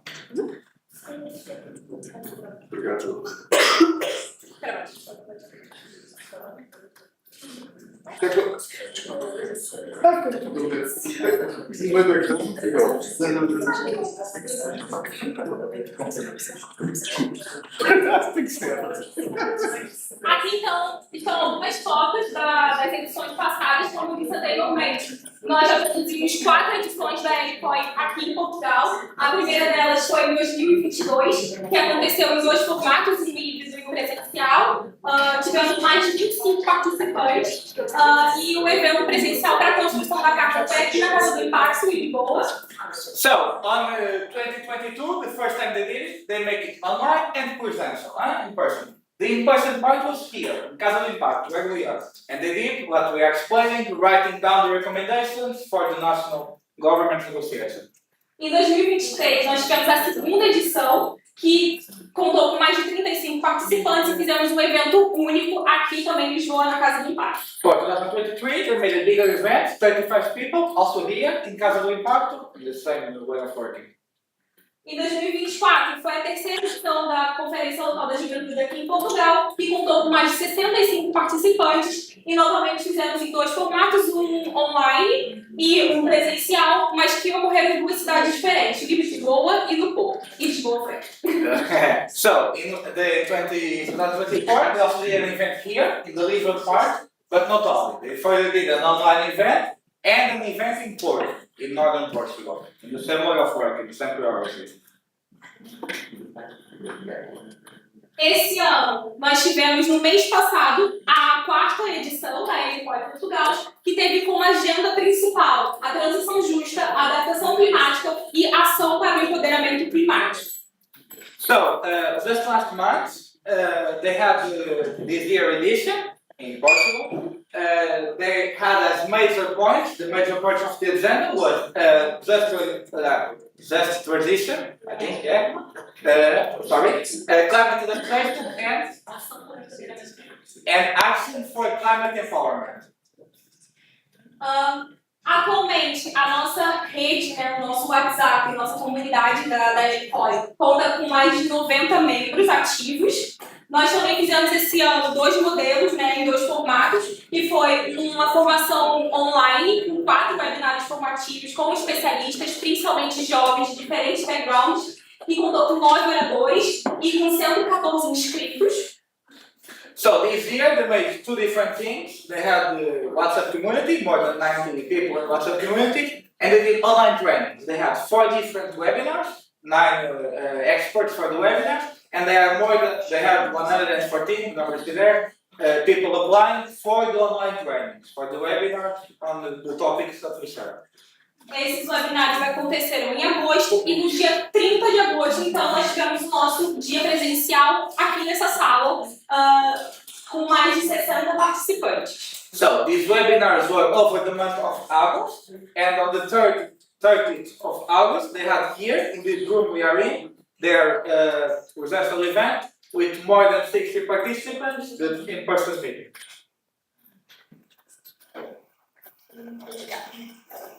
E como se deu esse dia, né? No dia presencial, a gente se focou justamente na criação da carta, né? Da Carta Nacional das Leis Portuguesa.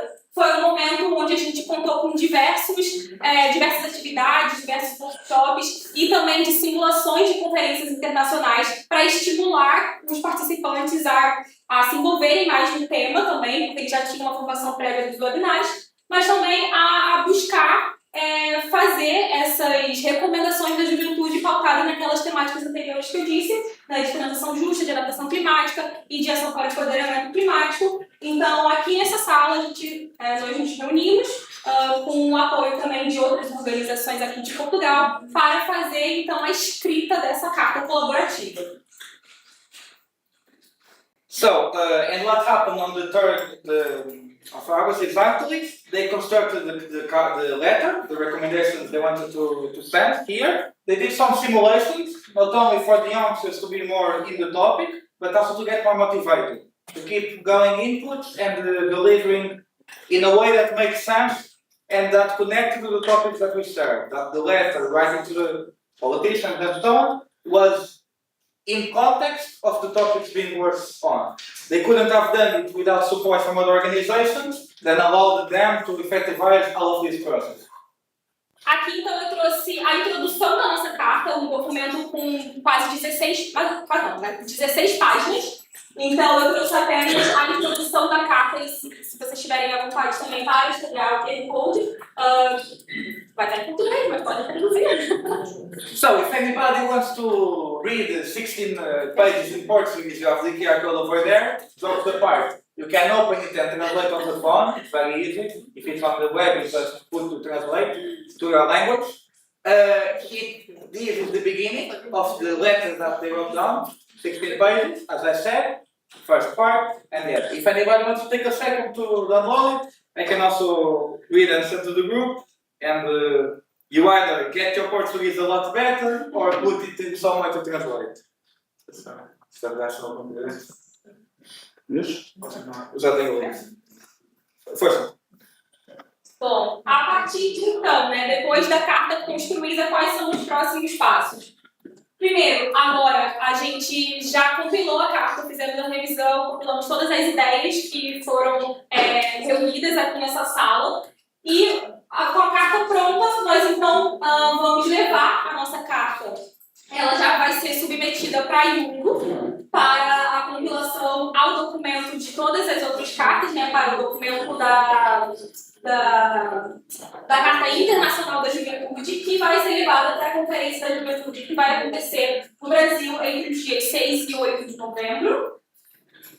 So after doing the letter of the recommendations, they compiled it, made it simple, or, yeah, and sent it to the IUNG, to the International Organization of Youngsters for the Climate, to make sure that they can compile the letters from all the countries and present it at COP30, which this year is going to be in Brazil, 10 to 21 of November. You still can go to the beach, still sunny November in Brazil.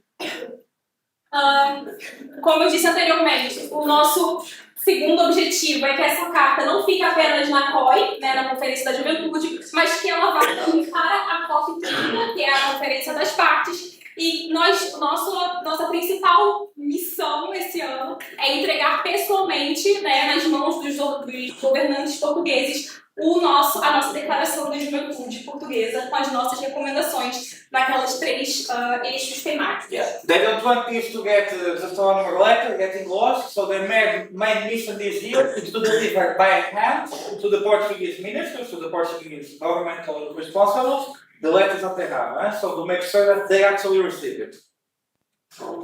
E depois, para fechar esse ciclo da nossa ECOI Portugal desse ano, nós vamos ter um webinar pós-COP30 no dia 10 de dezembro, justamente para colher os feedbacks da COP, perceber o que de fato foi discutido lá, o que de fato foi integrado da nossa carta, se a gente conseguiu ou não entregar a carta para o governo português, e se de fato essa recomendação da juventude portuguesa foi acatada pelo governo ou entrou nas agendas daqueles eixos temáticos que eu falei anteriormente, e, enfim, perceber o que de fato a gente conseguiu avançar durante a COP30.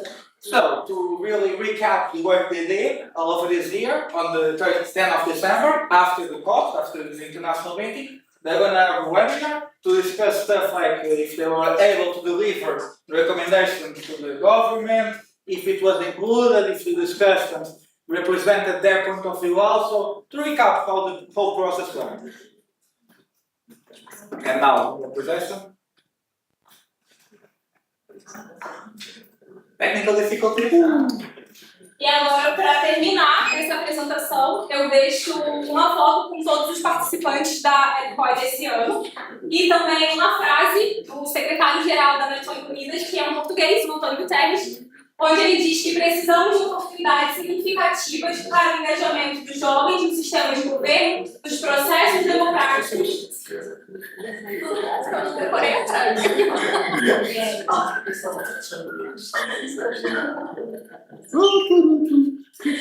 A construção da paz e nas negociações da paz. E é justamente isso que a gente faz aqui enquanto YCL Portugal e enquanto detentores, né, da organização da ECOI Portugal, que é fomentar a participação dos jovens e o empoderamento climático para a juventude portuguesa.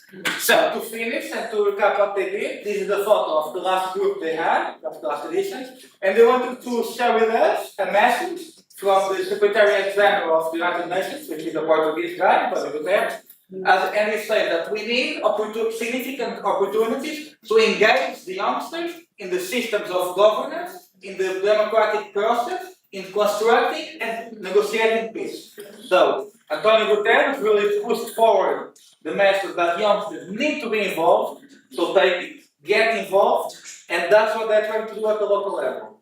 Try to get Portuguese youngsters to do this, to have a voice in decision making, to have a voice in building peace, and to have a voice not only at the local level, but even in this type of international meetings and conferences. I think, penso que é tudo. Sim? Não é este, é este. Pode chegar um pouquinho. Não era isso que eu estava a tentar fazer. Era isso que eu estava a tentar fazer e... Para finalizar, eu deixo um convite das nossas redes sociais, da Youth4Peace Leaders e da ECOI Portugal, para que vocês conheçam melhor o nosso trabalho e se envolvam também e apoiem as nossas ações. Obrigada.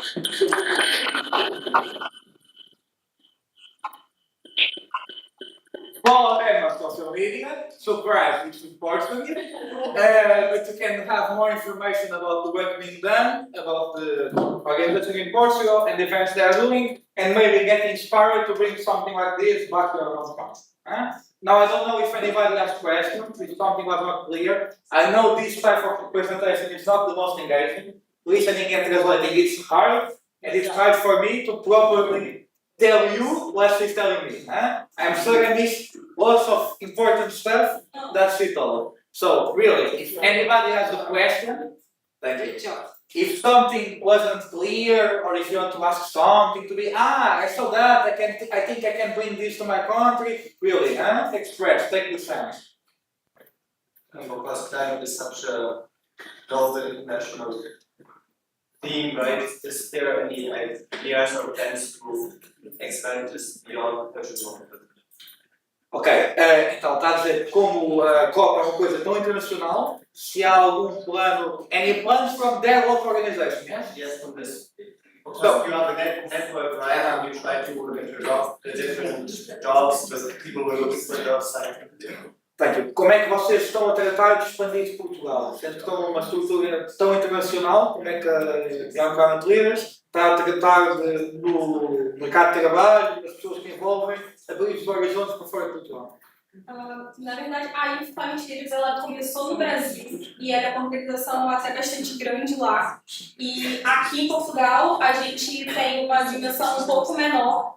Então, a nossa ideia é que a Youth4Peace ela se torne tão grande aqui quanto é no Brasil e que ela possa ser expandida para outros lugares, através das nossas mentorias e dos nossos cursos que sejam adaptados também para a formação de jovens na área climática.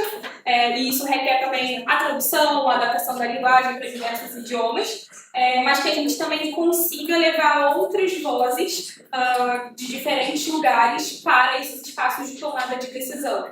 Então é realmente ajudar e fomentar, conectar oportunidades dos jovens a outras organizações, a outras oportunidades, para que os jovens realmente ocupem esses espaços, como o caso da Casa. Truth being said, they are somewhat small in Portugal, but they are pretty big in Brazil. So they already did that side of international expansion. Nowadays, they are firstly trying to expand in Portugal and further develop the trainings and the methodologies and tools that they have for them to, after that, be able to translate them, adapt the language to expand to other countries. So firstly, expanding in Portugal and creating more opportunities, and then make it easier to expand to other realities. Something they also stressed was that it's for them very important to bring the voices of underrepresented young people to the decision-making process. And if that's from Portugal, it's okay if it's from Portugal. I don't know if it answered your question. Yes. Thanks. Any further questions? Any further questions not from Tiago? Come on, I'm tired of listening to Tiago. Guys, more questions, one more. I'm curious, that's why I select this. No, come on, Tiago. Vou falar em português, é mais fácil. Depois eu transformo isto para ver outras coisas. A minha questão é, o primeiro ponto é muito diferente a forma como se trabalha no ambiente no Brasil e no ambiente, quer dizer, a nível da juventude, da comunidade, da proteção e na relação. Primeira questão. É muito diferente da portuguesa? De uma maneira geral, sim. So, question was, before she translates for me to keep it in.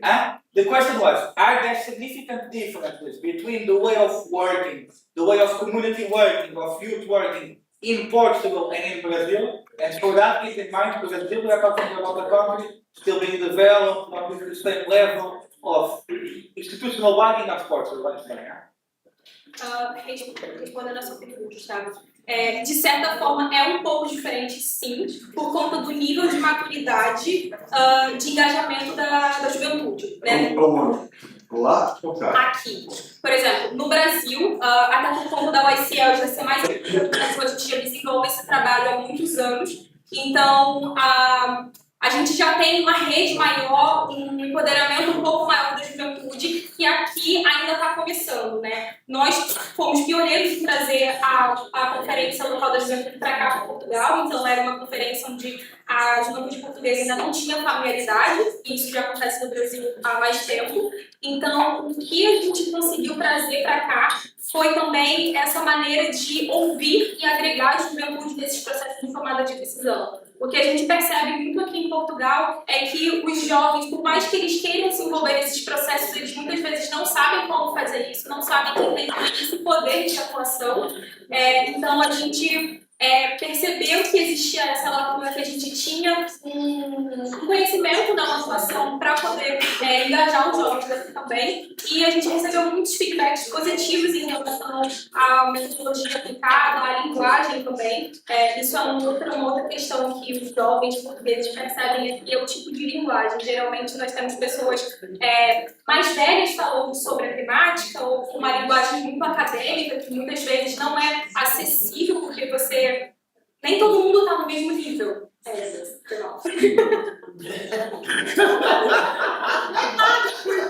Sorry. Everybody got it, right? Easy, yeah? I forgive you. Huh? So, there are some points of difference between Portugal and Brazil. The major difference that they share is maybe not so much about the content, but about their organization. Back in Brazil, they already have the structures in place, they already have a mature organization, they have the way of working. In Portugal, no, they are still beginning.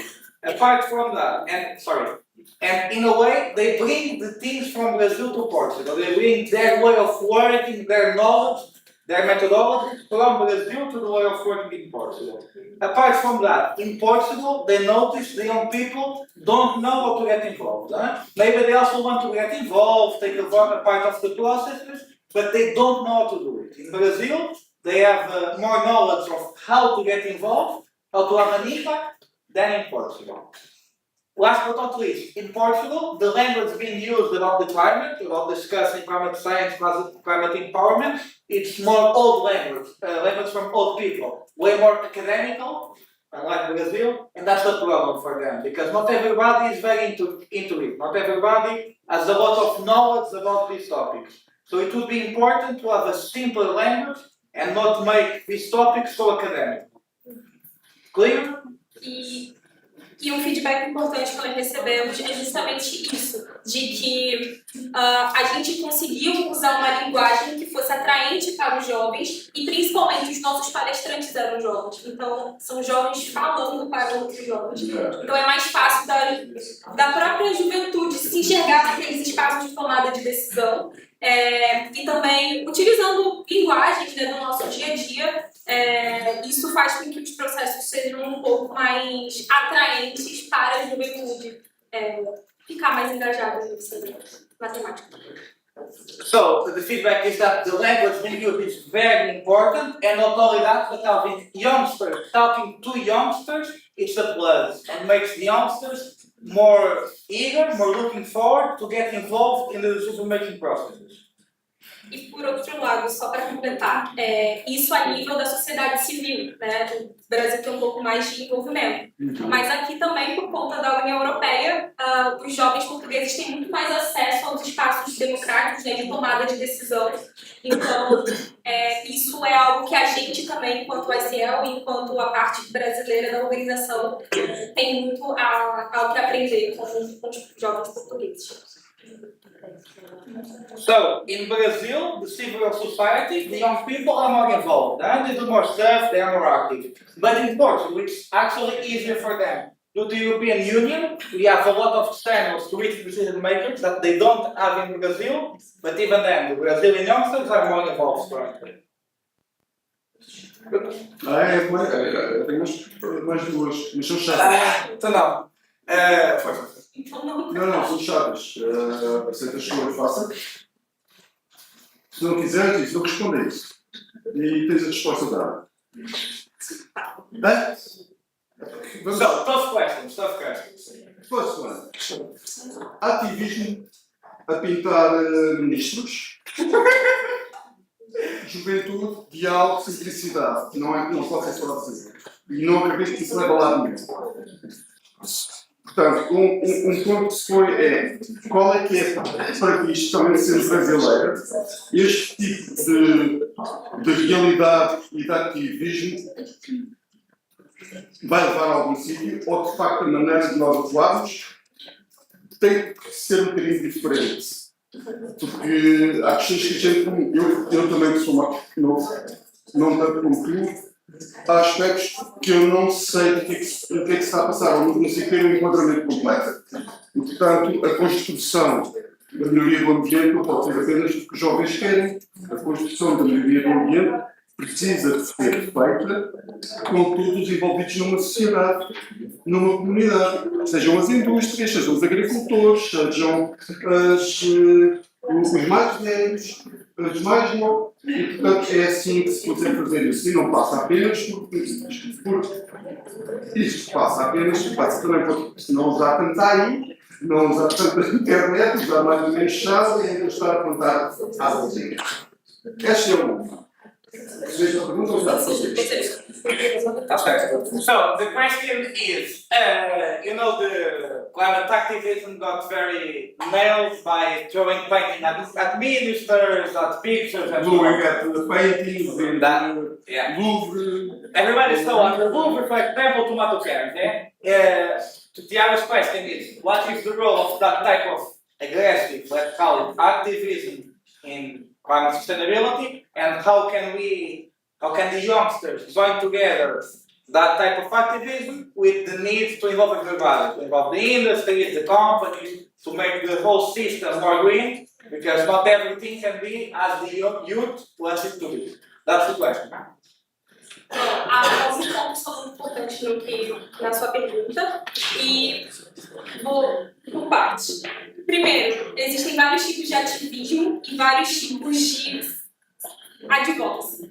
Né? Então, dentro da YCL, nós não trabalhamos com a parte do ativismo de ação direta, mas sim com a parte da educação, da mobilização e do advocacy. Então, a nossa frente de atuação enquanto YCL é por parte de informar a juventude, de capacitar ela de uma maneira acadêmica, né? E isso parte.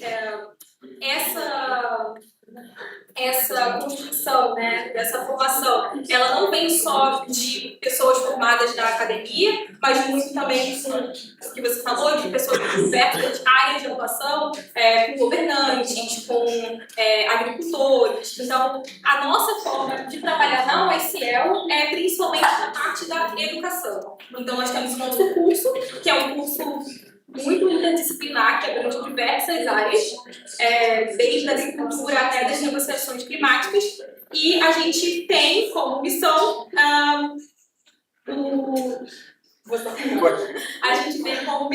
a educação dos jovens para que eles depois decidam qual é o passo que eles querem tomar dentro do ativismo. Se eles querem utilizar o ativismo da ação direta para fazer as recomendações que eles querem, ou se eles querem usar processos um pouco mais diplomáticos, vamos dizer assim. Isso não anula as organizações que trabalham com ativismo, nós respeitamos, só não é a nossa área de atuação.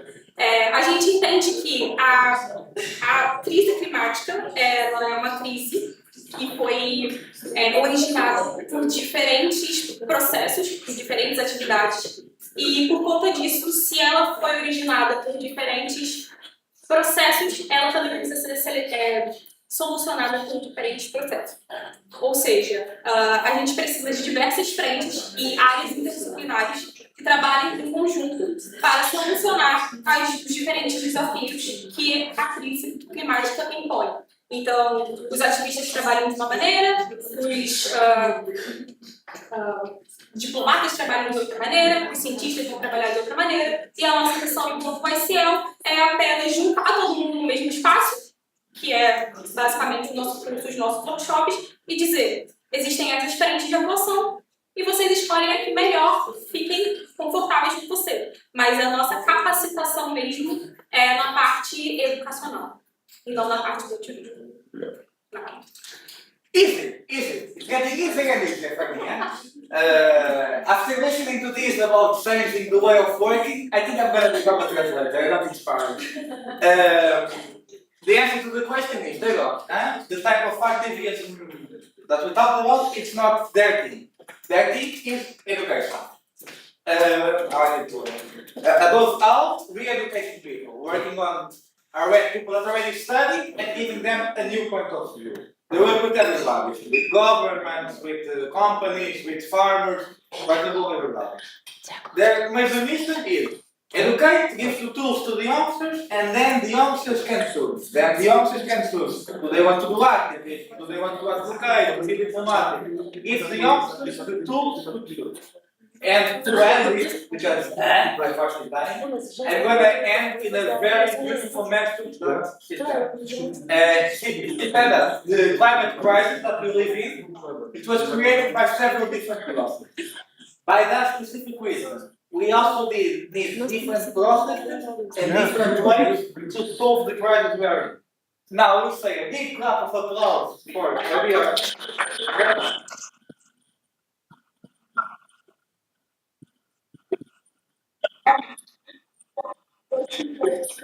No more questions, huh? Yes. Okay. Now, I think we can invite our last three guests. Huh? No, I think we can go to drink all the coffee. Yes, come, let's go. Ready? How is it? Ready? It's not so much. So, take point on the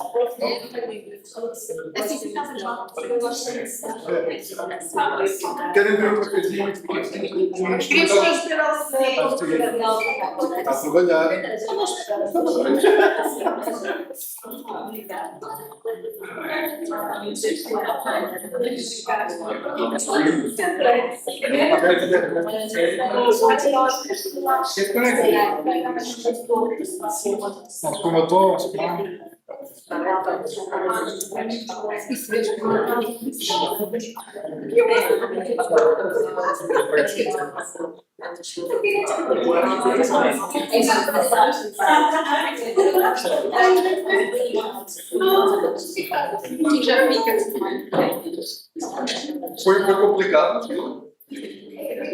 Não,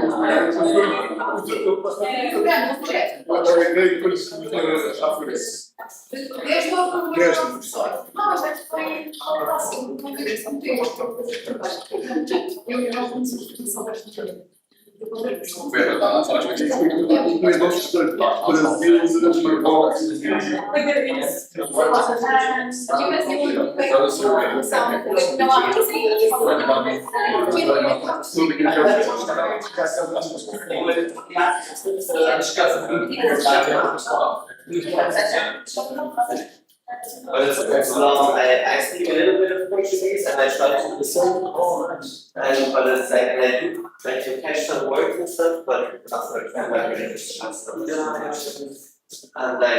and I sort of Yes, exactly.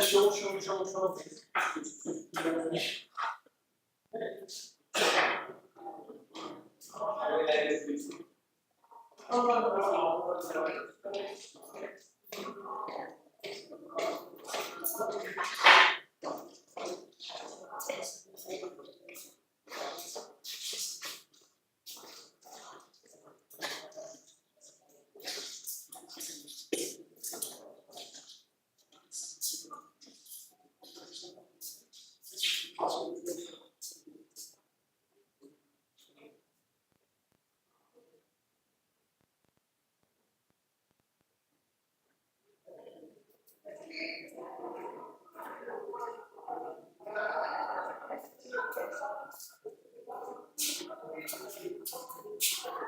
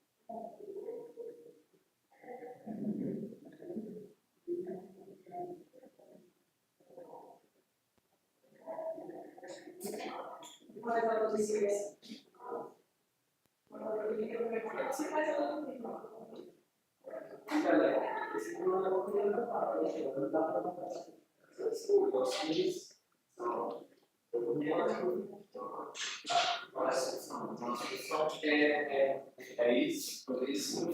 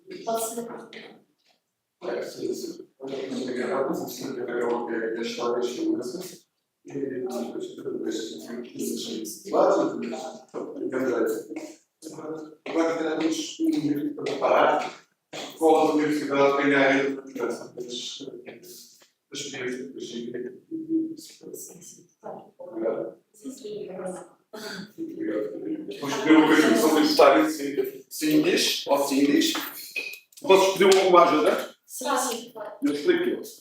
Primeiro, uma coisa que está isto é também rápido. E pedia uma assinatura.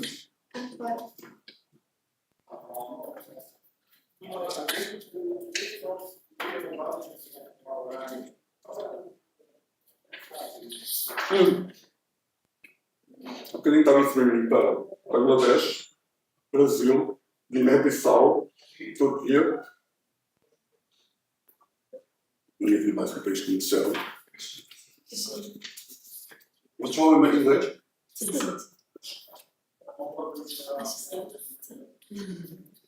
Eu só vou assim que alguma coisa.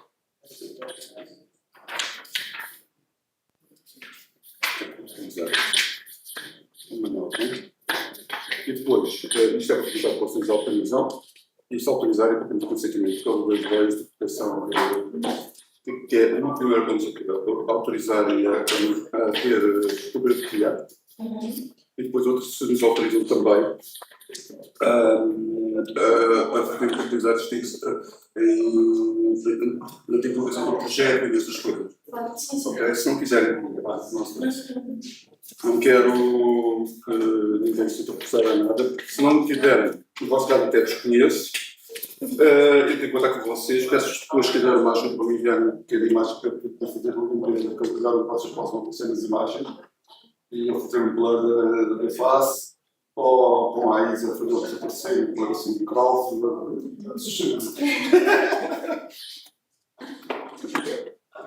Ok, é mais fácil assim se calhar. Cada uma faz uma destas. Aqui é para a imagem e aqui é para a autorização de utilização. E isto aqui é uma assinatura de cada uma de vocês. Olha, certo. E agora vamos começar. Bom, a Shindy. As moças, as meninas que apareceram no expressinho. Porque eu andei atrás da Olá, tudo bem? Eu já tenho estamos a trabalhar há muito tempo, é meio louco. Bem conseguido. E gosta de fazer coisas. Respeito ao vosso trabalho. Ela também não será nacional. Porque são duas mais nacionais. Estavas a fazer. A malta. Diz uma coisa, tem algum computador daqueles? Para carregar o computador? Que é que tu fez? O USB deve ser. Com coisa. E o tá. Tem que ter essas brincadeiras 10 vezes. Desculpa, miúdas. Só miúdas e também desculpe o miúdas. Não estou a lembrar a saída, pá.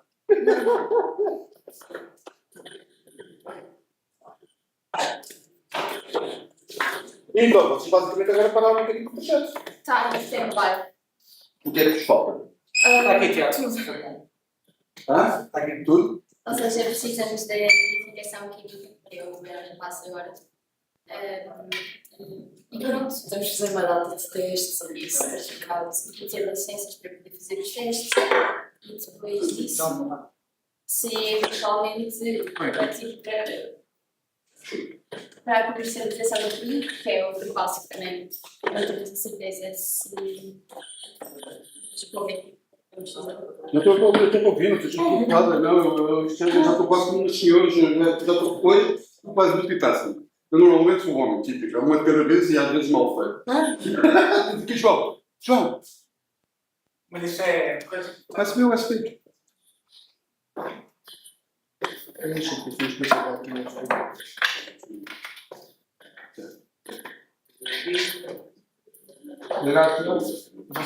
Vou beber um chá, assim, ele está a beber um homem da ilha. é esquerda. Aí, Vou dar com você.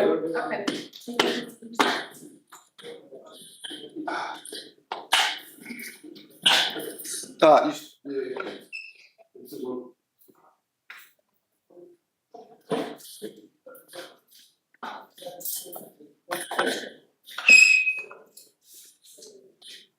Place item signature and Sei, e agora, cuidado.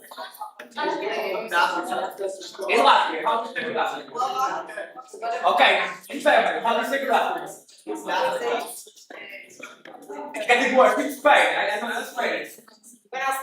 Buenas tardes, Spanish. Buenas tardes, good afternoon, welcome back. Interrogation, I think it's Mariba. No, And Mariba is something? Hello. Not too far off. So, now, thank you for being back here. We have our guests from Municipality of Casa. They're going to explain everything about it. And the head and the people from the education and youth debates.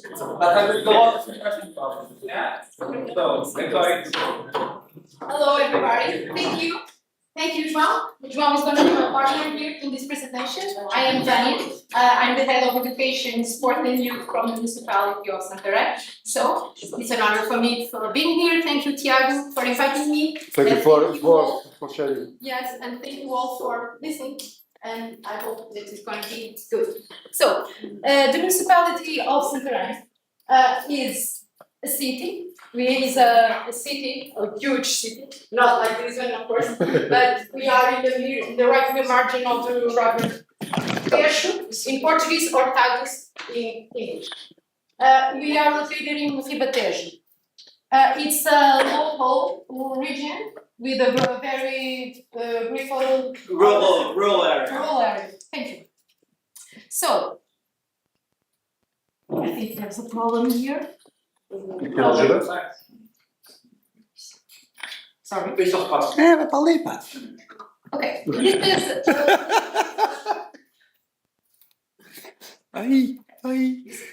This is the population in Santarém. We have a lot of people.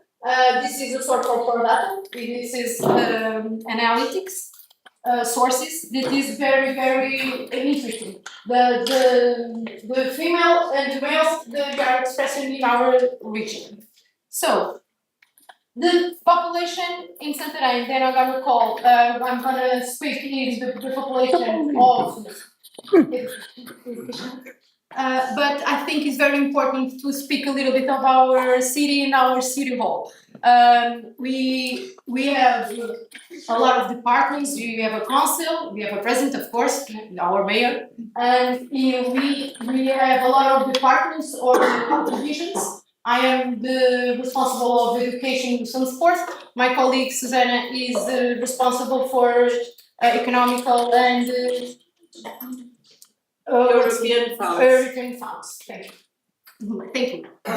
You see, I invited her to be in here. So, what I do?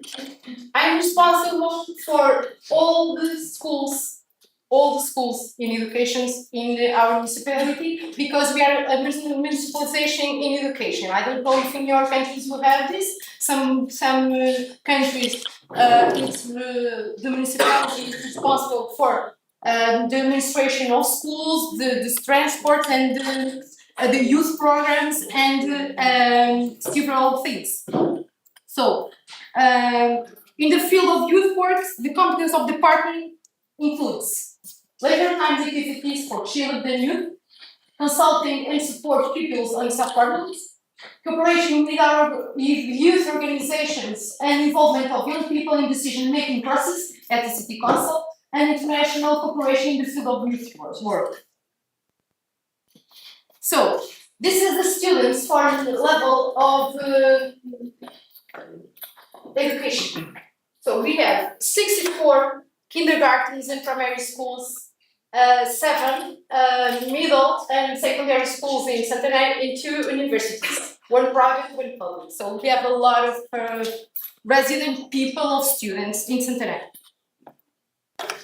With a lot of international programs of formation. So, in general, I think it's a resume. Não. Sabe porque eu vejo mal. E então, como eu tinha dito, eu tinha treinado isto para fazer a apresentação em inglês, eu sabia que havia mais pessoas em português. Mas não há. Também estávamos à espera. Pronto, exatamente. Isso é. Portanto, eu vou ter que usar mesmo aqui esta. Obrigada. Sorry. It was a private joke. What we do in terms of technology applied to education in youth, we are supplying virtual school platforms from the kindergarten to middle schools. We transformed our administrative platforms and management from all the digitalization in education. We support schools and facilities with the sports of school meals preparation, supervised educational spaces, with conditions of learning. And we do and support youth training and mobility. This is a new conquest that we supported in our municipality. This is for a young entrepreneurs competition, and because we thought that it's very important in our municipality to how do I say to involve the technological innovation, the creative and cultural entrepreneurship, with the social innovation, but schools and enterprises are very, very distant. So, how can we do that? We created, I would say, a fair, of education, employees, and entrepreneurship for all the stakeholders of around municipality, schools, universities, and entrepreneurs being together and thinking about what can we do for our youngs. So what we want for our schools, for our territory, and for our entrepreneurs. So this was the first conquest that we made. We're gonna spend a lot of time because it is the first time. So we're gonna spend. But it already happened, this fair? Yes, for 3 years. In this year, we stand and we thought about this focus, but o concurso ainda não saiu porque. Okay, so the fair is already happened. What she was explaining, the fair, the trying together, the youngsters, the entrepreneurs, it's already happening for 3 years. And it's going. João, continua a falar. And it's going so well that they expanded it to a concourse, to a competition, Okay. for the youngsters to get an idea. So the fair is an ongoing process, and on this edition of this year, they're going to add a competition on top of it. We also have Erasmus Plus projects that the municipality is being involved. This is one of them. This is the sustainable technology of education and mentality for digital natives that me and Suzanne, we went to other countries with our partners. This is a friend from the multiplier event that we had together in our city hall. It was very good. And it is very good. It was very, very good for our municipality to think about how people think in Europe, to construct the European identity, and to involve our students and our teachers in this project. So we have programs of youth participation and another representative instructors like Municipal Youth Council. That is very, very important because there's a lot of municipalities don't have this, but it is the place that we are staying together with young. We are thinking about our community and problems and how can we create solutions for our community and for our municipality.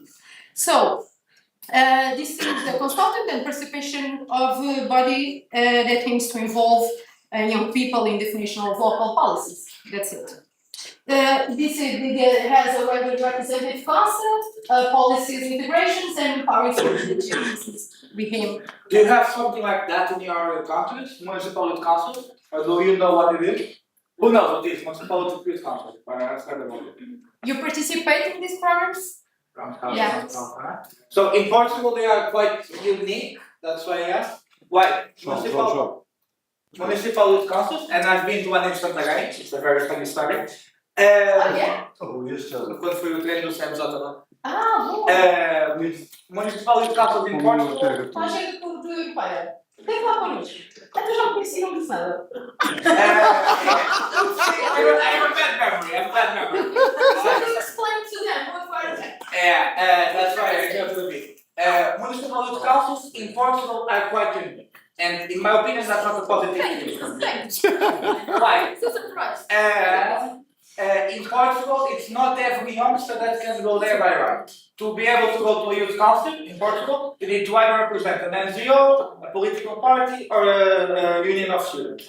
So it's quite hard to involve every youngster there. And in that, Santarém is doing quite an interesting job. Why I say that? When I was there, instead of doing only, as I said, as it is typical in Portugal, very close to those already in organizations, they invited people that did not have the right to be there, that they could have chosen not to invite, but they invited everybody, and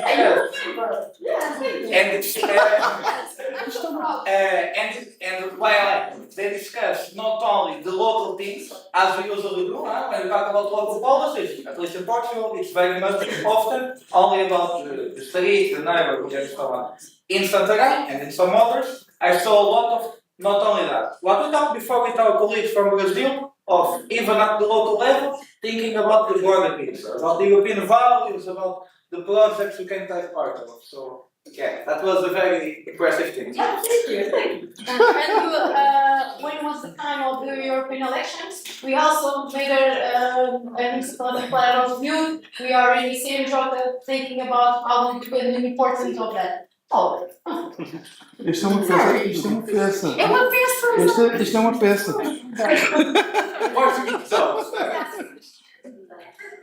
Sorry, I didn't remember that you were there.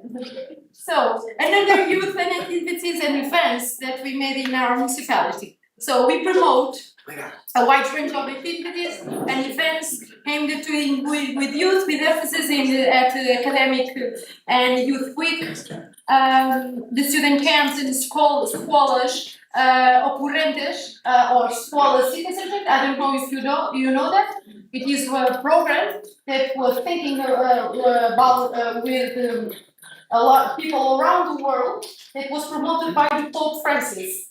So people, yes, it is a very, very interesting project because someone that I knew in Project Antes, remember that I'm going to talk with Vânia and I think we're going to do escolas ocorrentes in Santarém. It was the first, only Cascais in Santarém is receiving that. It is a very, very important project because there's nothing to be, or the importance of religion. The importance is to be with a lot of people from all over, in that case, from schools, from different schools, because schools are in our territory. And they were 1 week thinking about problems of the community, thinking how to solve them, and thinking about the plan. They were not expecting that we, in our municipality, president, and our local responsibles, thinking about how can we pay that, how can we do that. They thought of all of that, of all the problems. The problem, how to solve them, the plan of solve, and they solved. It was a very, very good project. We're going to do another week of immersion in February 26th. Really? Yes, I'm going to invite you. Yeah. Unfortunately, Pope Francis died, but we are still thinking about this project. He had a strong message. Yeah, completely. Because the school is for all, we're going to say that. So, thank you. So these initiatives aim to provide moments of... I'm just going to tell you one thing. I'm going to take you for him to present with the rest of the people there because he already knows what to like, right? Oh, yeah. Okay. I don't got to tell you. Yeah. So I was saying that these initiatives, it is very important because they aim to provide moments of conviviality, training, and cultural expression, reinforcing the sense of youth and the sense of community. And this is a very good project for us, especially as you see. I thought the one project is, I think, that I already spoke. It is the academic week, the academic and youth week. It is a program that for us, it is the responsibility of the municipality, but we help the young people, adult people, how to organize a week of academic convivence. No, I don't know how to say that now. Semana academic, how do I say that? Academic week, but in practice it's parties and events and so on. And we paid a lot of money for people, young people in Santarém to do that. So you are all invited for the next academic week in Santarém. When is it? May. Next May. Everything is beautiful in May. So the Youth Parliament, I think it is very important to speak about this because Youth Parliament is a program of the government and the program of the Ministry of Education. But we do this in schools in Santarém. We promote and we paid all the regional event of Youth Parliament normally is in Santarém. It is very important because young people, you will be deputies from a day. They are thinking in their schools, the problems. We promote the civic and participation and think about problems, and they gonna debate and think about and talk about the problems, especially of the region, but then from the of our country.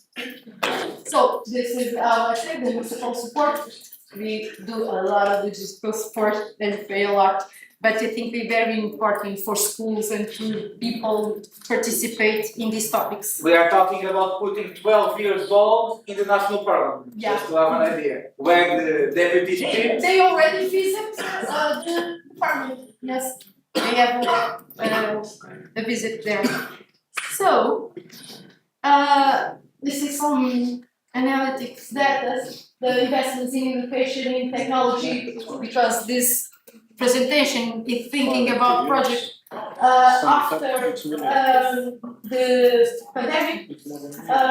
We investment in our municipality. It was very clear. Even with programs of the Ministry of Education paying and giving laptops and computers to all, our investment per year is increasing a lot. So they are increasing, but in the same time, the youth participation in events of our municipality, in volunteer programs of our municipality, is increasing too. This is very important for us. This is the third trimester, and the number of participation in events promoting or were made by the municipality. It is a growing trend. This is very good for us because people of universities aren't from Santarém. They are all over the country, okay? And the world too, because we have very international programs too. We have a lot of people. So this is another data. This is a comparative indicators between municipalities. Municipalities near our municipality of Santarém, Almeirim, Cartaz, and Primeiro. This is municipalities, cities of our region. Okay. This is comparative indicators and the neighboring municipalities between our municipalities is very good because we reveal that Santarém leads in education, youth, and environment increases and indexes with that data. This is a very important. I remember when I was texting in the car from Santarém to Lisbon. This is a program, the educational cities. I don't know if someone was talking about this here. Not yet. Okay, it was good. I remember that because Santarém we are a member of the International Association of Educational Cities for since 2012, I think. I wasn't there, I was in the university. But this is a very, very important project because this is an international association, but it's a local association too, and a regional, it's a country association that we think about the problem local and we think the problems all over the country and in international. We have a main how do I say, uma linha orientadora. A guideline. This is it's the Charter of Education Cities because everybody is thinking about the role and the importance of the Charter of the Education Cities. We are always supporting and promoting. I think this 30th of November, the day of the educational cities, they're all over the world. It is very, very good project. And we are normally we are representing in the international assemblies too. That I may part when I can go there. So I think that I am just in the end. This laptop. Ok. Eu tinha aqui vídeo, mas não ficou gravado. I was a video from Santarém that is not visit santarém.com. This is an invite and a video for you to visit Santarém. Santarém is land of agriculture, bulls, horses, gastronomy. and for me the best part, Yes. good food, and above all, amazing people.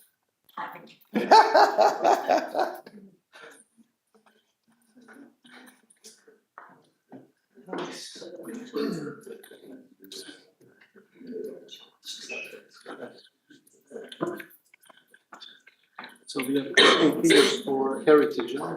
To work with such good people. Huh? It was a project that brought us here. Very good. Any questions so far that we're thinking? After the video, we'll have to ask at least 3 questions. Otherwise, we get very tired. So start thinking about the questions, so put the video on. No questions? We already have to volunteer for the first question. Now we just need 2 more questions. Be it about Santagai, about the work they are doing. Some of these structures that you've heard might almost sound like a name, but there are very important things behind, huh? And we talk about the youth parliament, only a name, huh? But we're talking about 20 years, 80,000 people that got involved. There are lots of interesting stuff that I'm sure Vanda can talk about if anybody is interested in. And now I think we can get more interested in something else.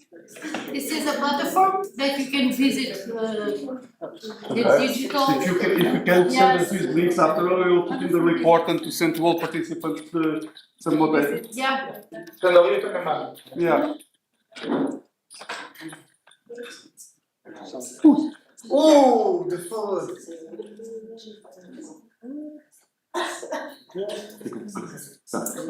Isto é um legendado em português, por acaso temos o legendado em inglês, mas não está nesta plataforma no YouTube. What is the sound? Okay, here. Só fazer um bocadinho.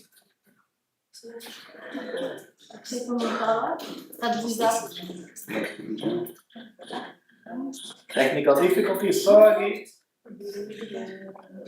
Okay.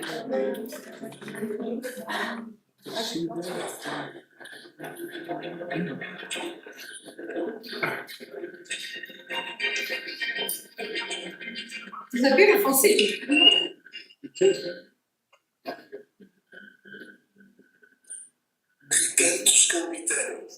You can translate this. Read Swiss history and the spirituality. The Tiles. that history can tell makes the city alive. With the river Teso besides. And that the region makes stronger. Bringing you lots of flavor and offering you a lot.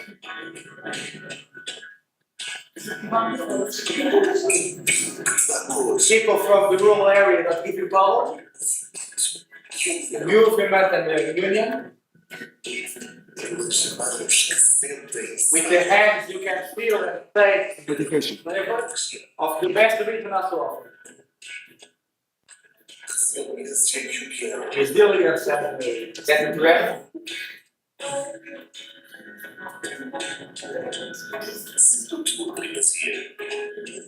Be your best version and feel your life.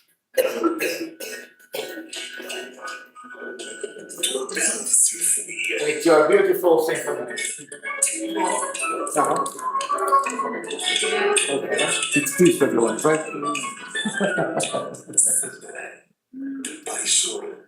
Of spice and flavors and tradition. You can visit the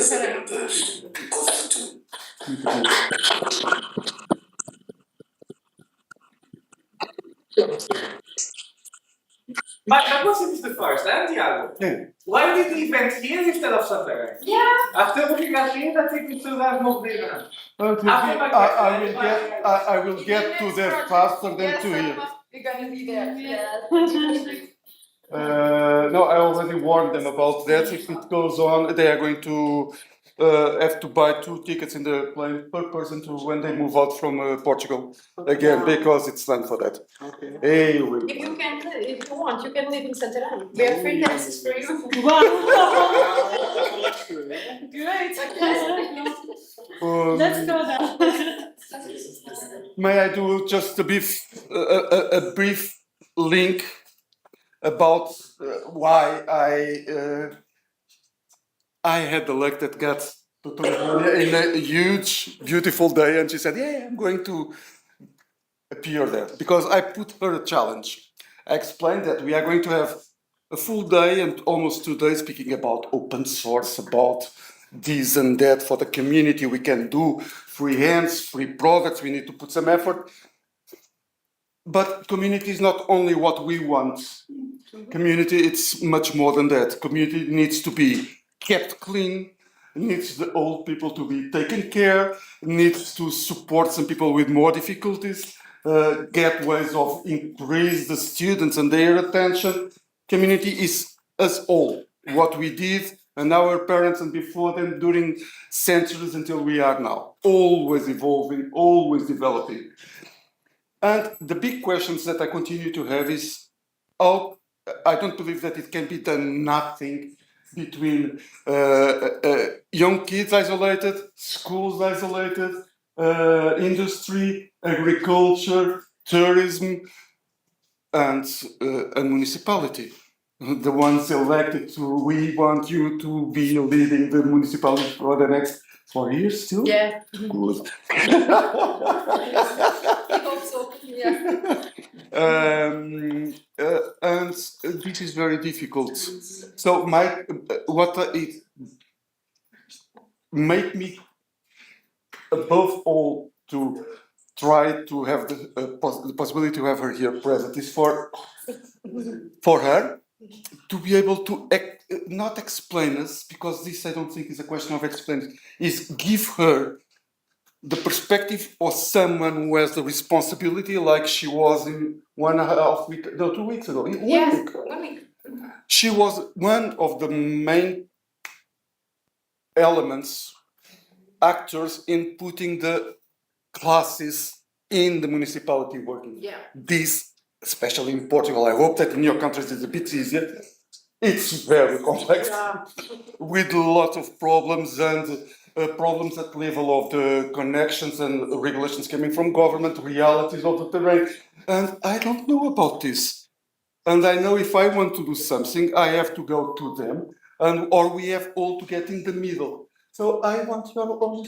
How can we go there? I don't know. Please come with me. I will. Yes.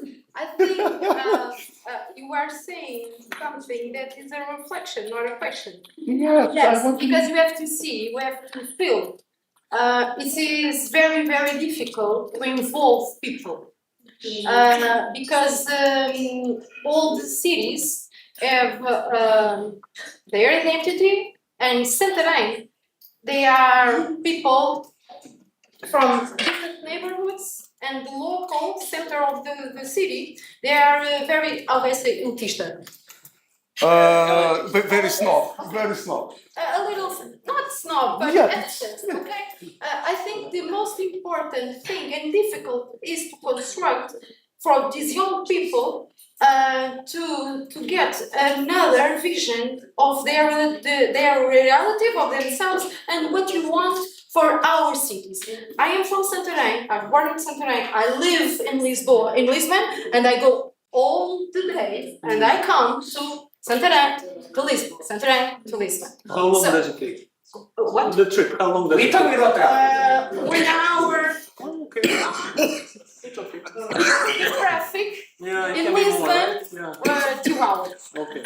4 hours of my day is in traffic. So, but I go with a great sense of responsibility. I don't live there. My kids don't study there. They don't study there. Of course, my family lives there, but I do this with. I'm a teacher.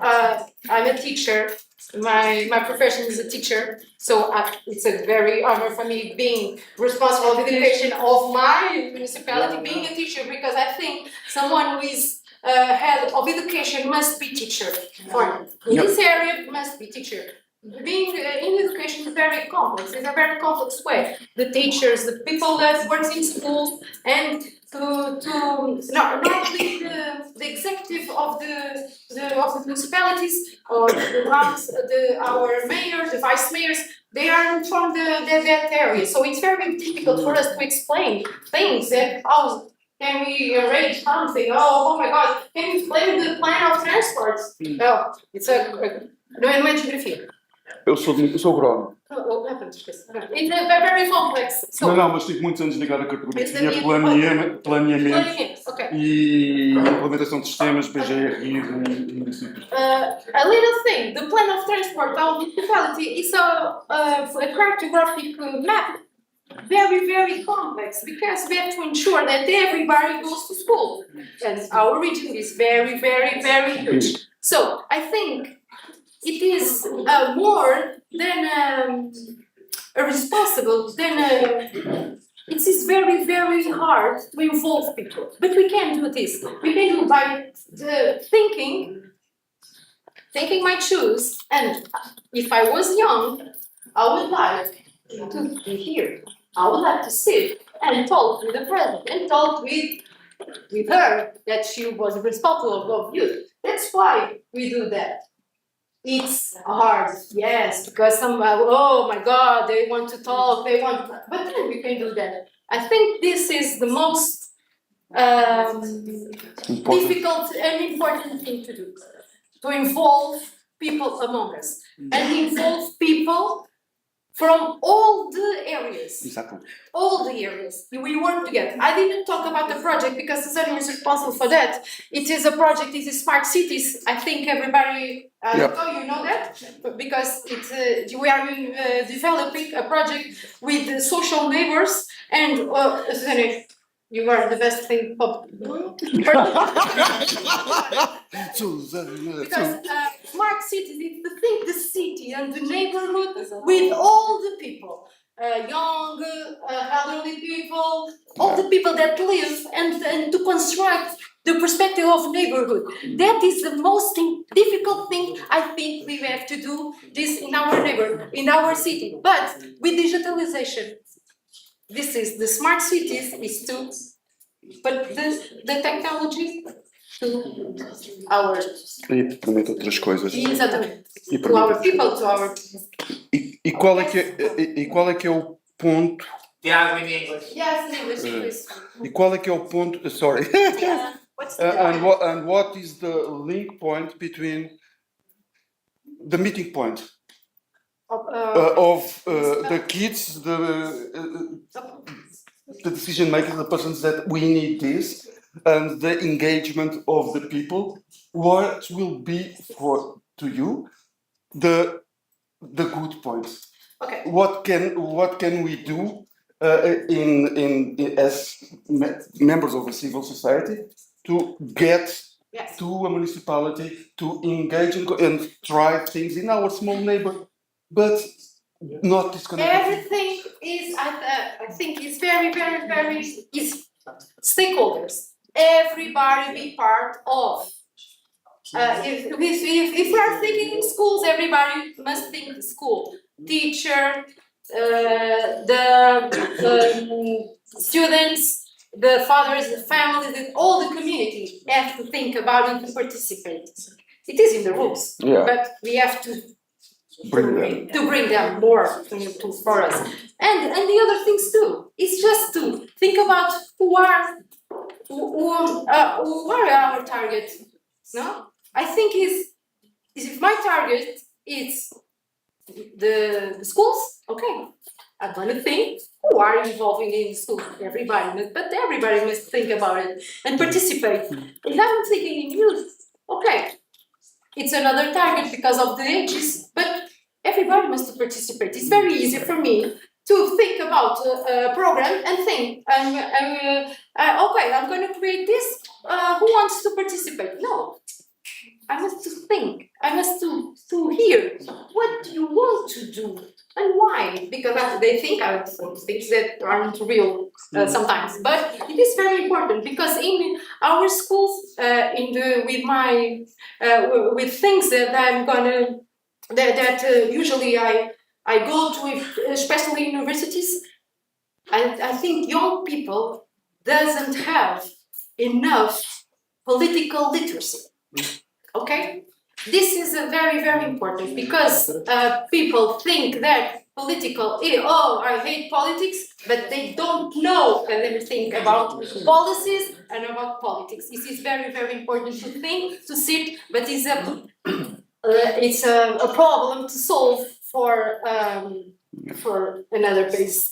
No, this that you said now, sorry, I have no more question. It was exactly. I don't know if I'm explaining in English what I was thinking, but I try to do that. I did my best, but it's very important. It is. Definitely. Thank you. Thank you very much. You have no questions? No, no.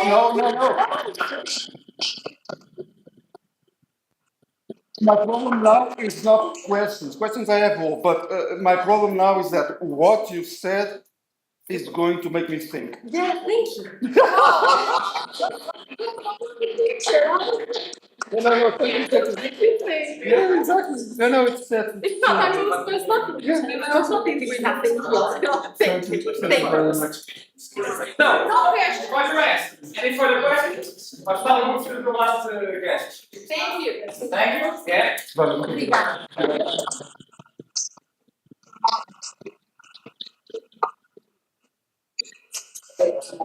Agora calma, vamos lá embora.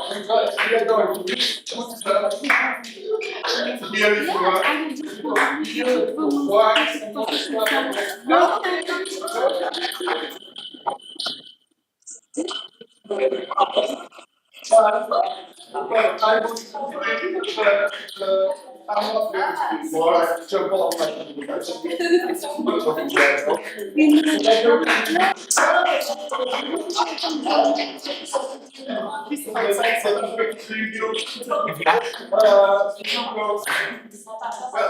it's really to me. I'm going to learn about this one too. Portuguese girls that are part of a group called India. That starts some time ago. They are going to tell the history with a small project that gained some dimension and already appears in newspapers, and they are still growing. And what is this project? They will explain it better. I'm going to present what I get to know from the first phase, and for me it's relevant. I've got a lot of introduction. I'm going to 20 years. Okay, she goes everywhere. But my heart is always small. Because I never know what that was crazy, but the stupid orbit of human, she's going to get there. So their product is a small indicator to be used, and she can tell you where they are, which difficulties, and their the moment.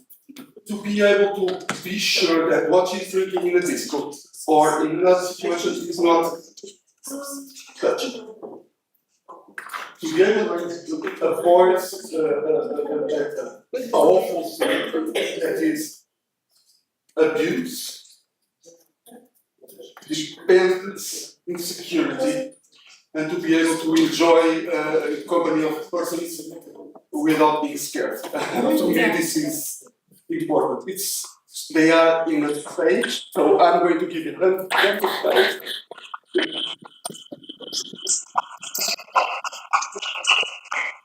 And it's not tech, it's more than that. It's chemistry, which is tech, different one, not blah blah, and it's ideal and more. Hi everyone, my name is Lotte and I'm with Miguel, and we are part of the CBFT. And what is the CBFT? So in our school, we finished high school this year. We just now entered university, and in our last year of high school, we had a subject where we had to choose a field, and we chose entrepreneurship, and we had to create a solution for a social problem. And in conversations with friends and with our family, trying to see which were the most relevant or problems that we wanted to solve, we found out that drink spiking was a much bigger problem than we thought.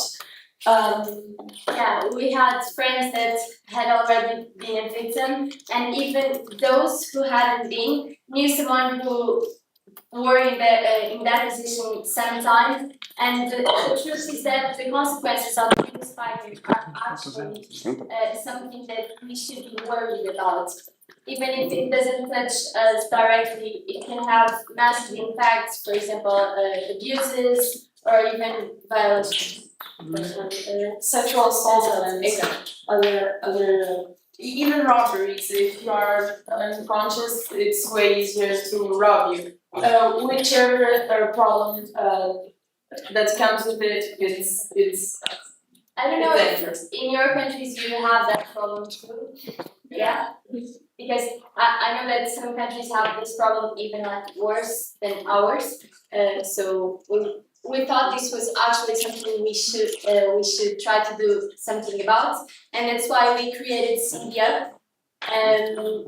That is a company that it's the idea of a company that wants to help people to feel safer at their night outs and when they are in a club with friends or even in more familiar environments. Because we never know what the intentions of the other person is, so we should be attention.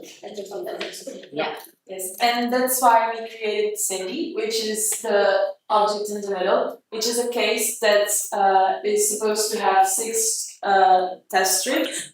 And we had to find innovative features because there were already some things in the market, and that's where the whole idea started to gather itself. And with this, we went to a competition made by Junior Achievement, which is a company focused on giving youth the opportunity to create ideas and present them. Yes. In this case, we had to create a mini company and then go in that competition with that mini company. And we passed the first regional level. The regional level. Then we went to Porto. I don't know if you have already been to Porto, but it's a great city as well. Lisbon is better. And we won the national contest, and then we had the opportunity to represent Portugal in the European competition, which was in Athens, in Greece. Are you any of you from Greece?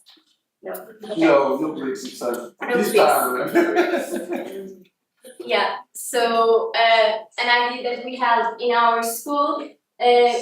Actually came this far, and we had the opportunity to represent our country in that competition.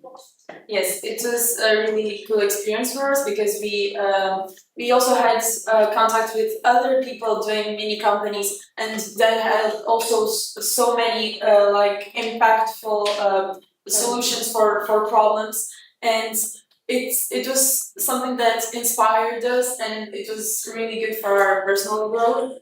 And I think that this problem in specific, drink spiking, is something that it's concerning everyone. Because, okay, you can be from the group of people that are spiked, but there are also people in the other group that care for the people that are spiked.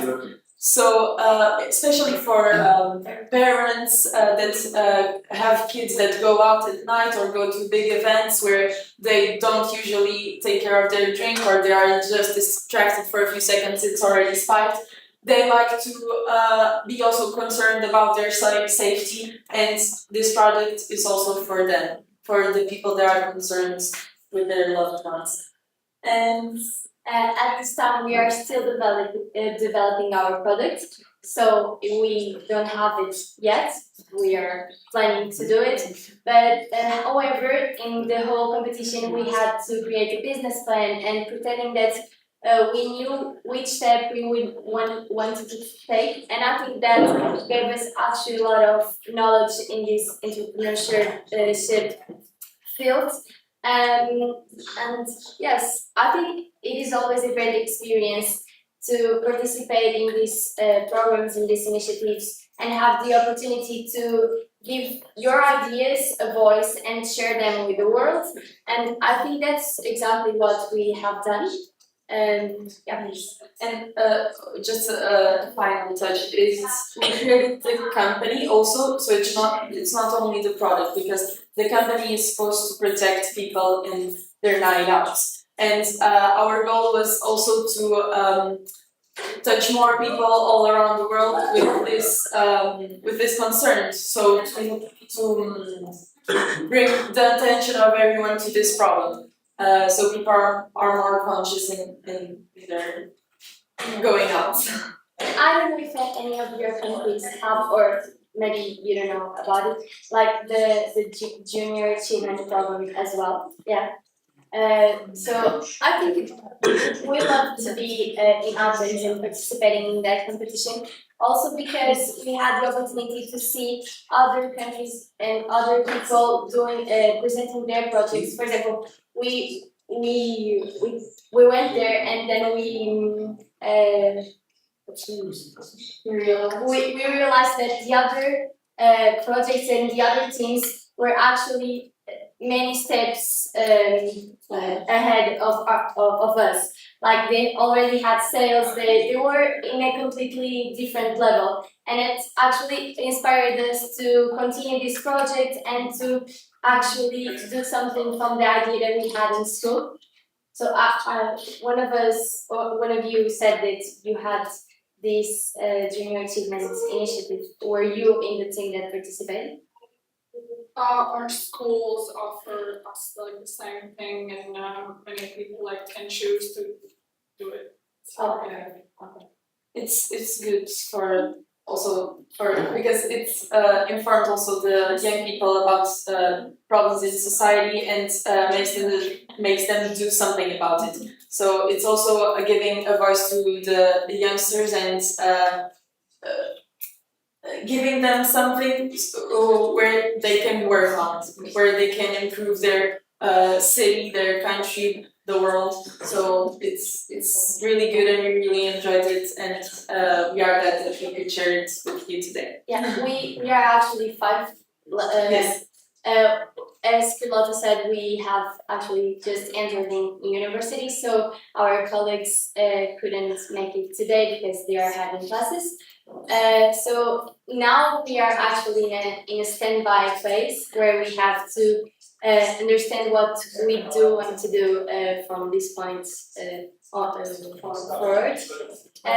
But yeah, we are hopeful that we can actually make this work. Yes.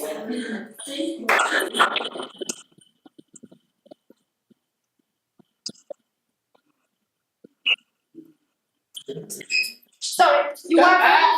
Come on. Agora vai a parte difícil. I have something to say. Yes.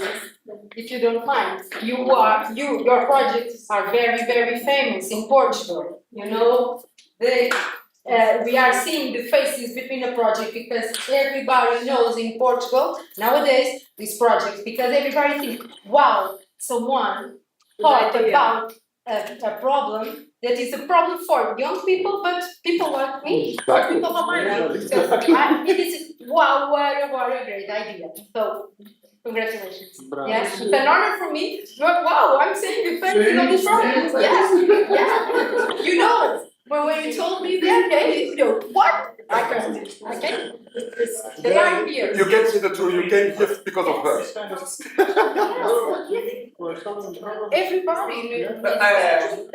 To comment on that, before I pass over to you, I have a very funny story, eh? I had my grandma saw me on Facebook. Someone's like you on here. No. So, my grandma, 80 years old, very old girl. She's black for party. Old person. On Facebook, saw that brother. Not a joke, eh? My grandma told me, oh, well, look at what appeared on my Facebook, where she spends 10 hours per day. It appeared in news of a product, and it was their product, eh? So it's quite mainstream. When we say it's mainstream, it's every single house.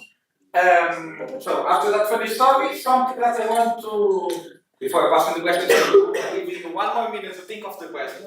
if you don't ask questions, I'm gonna cry. Something that is very interesting about this project, and like all the others, it's specific, huh?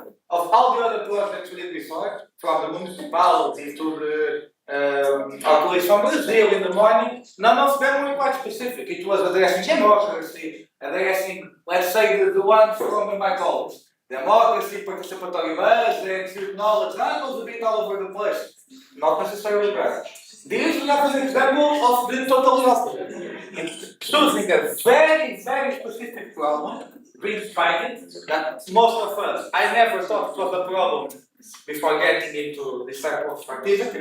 Very, very specific topic, I'm only working on that. Why I say this?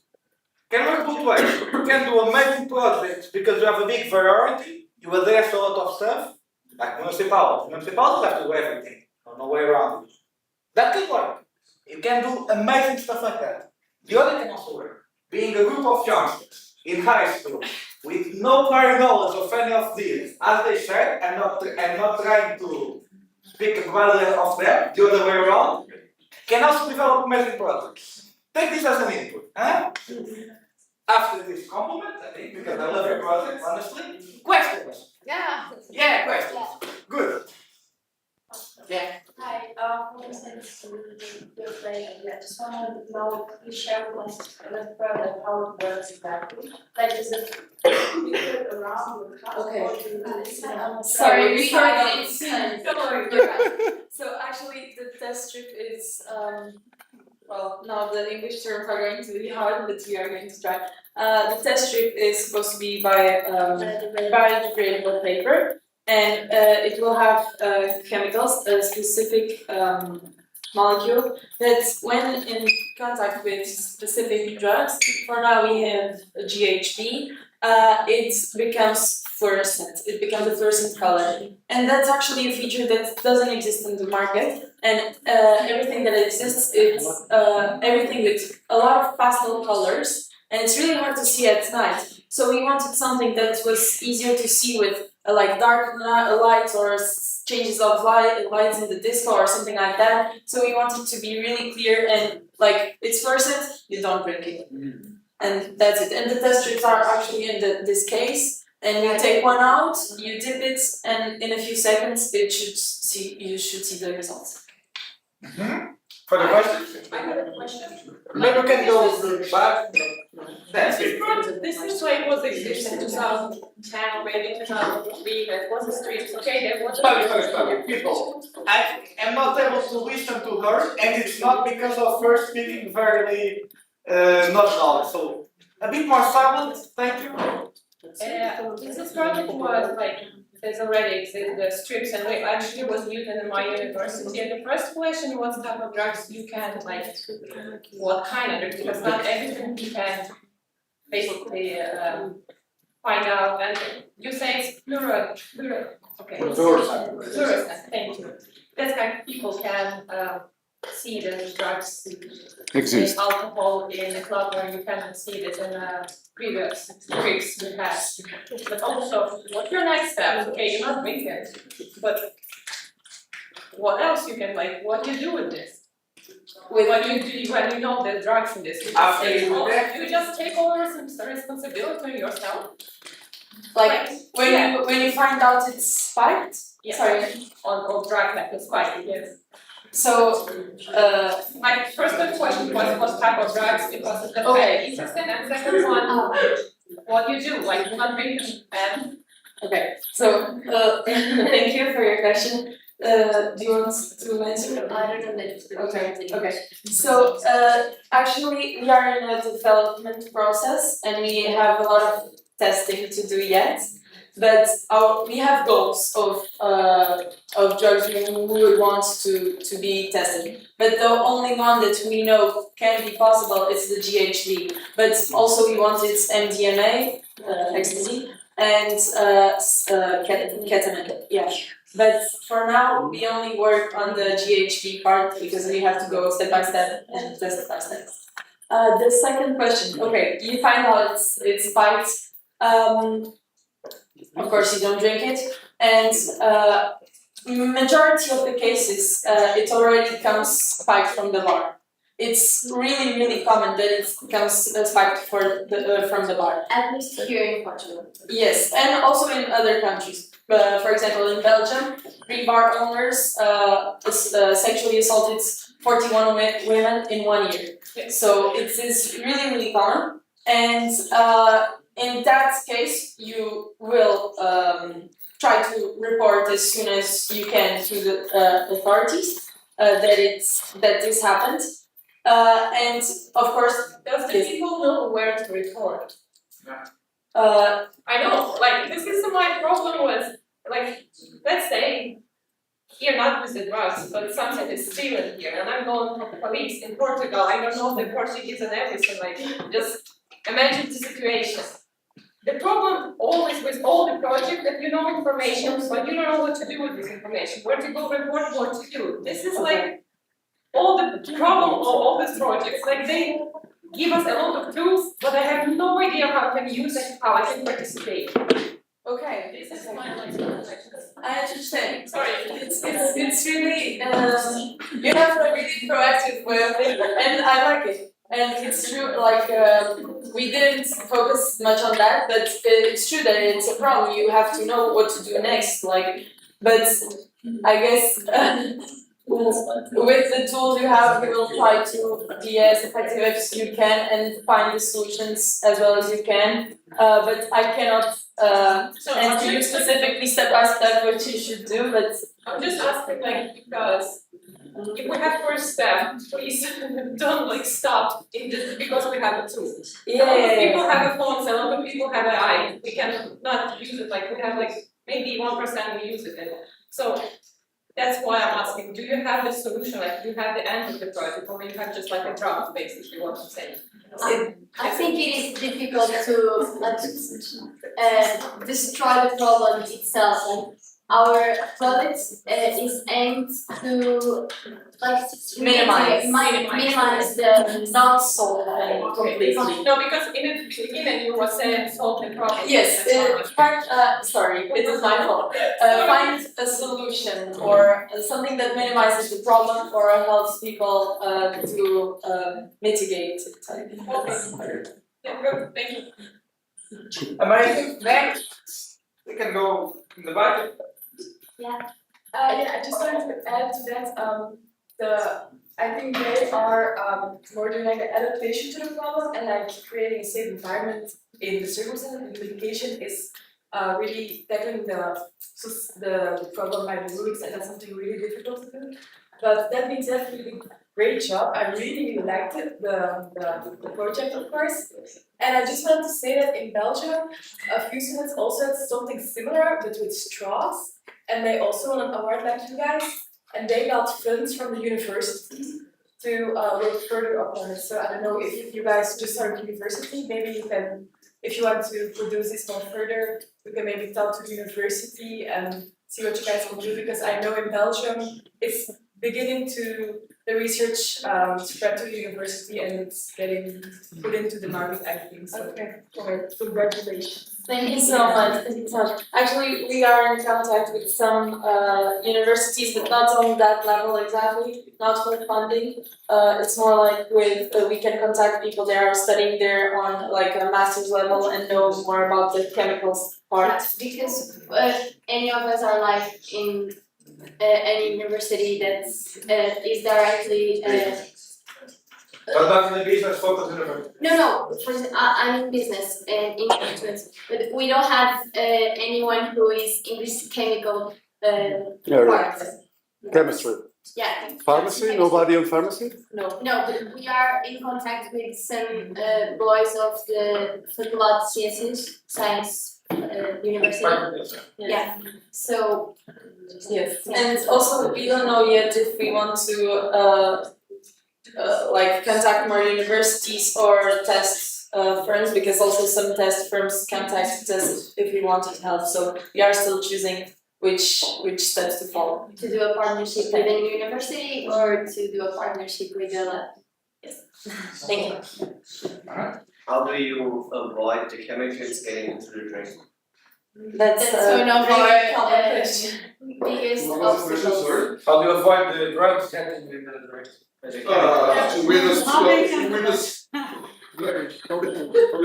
Boom! 3 times on the right side, 1 time on the left side, the right thing. Will not forget anymore.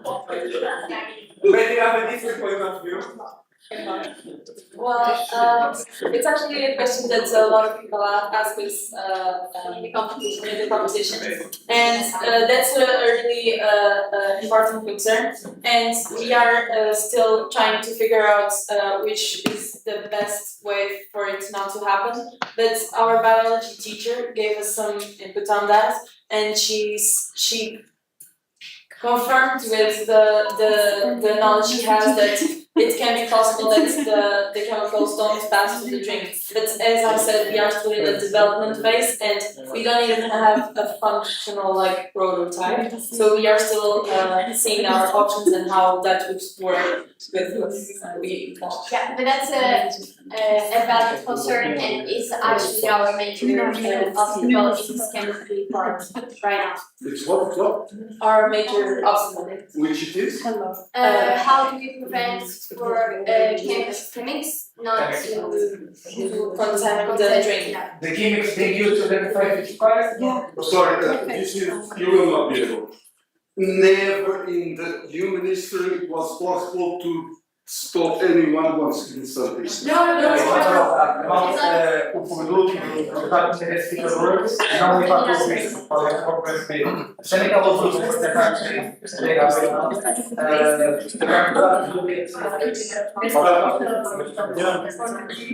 Yeah, but follow the question. Yeah. Especially because of what we're talking.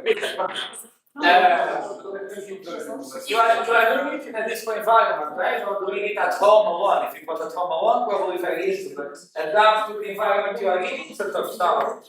You said that the drugs come from the bar directly, right?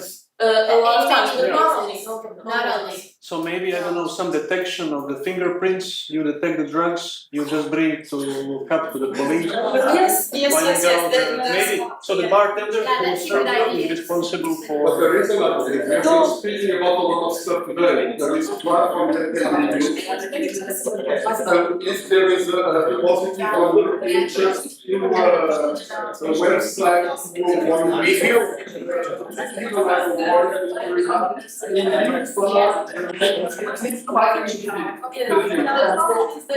sometimes don't know if what's happening from the bar or someone else. Okay,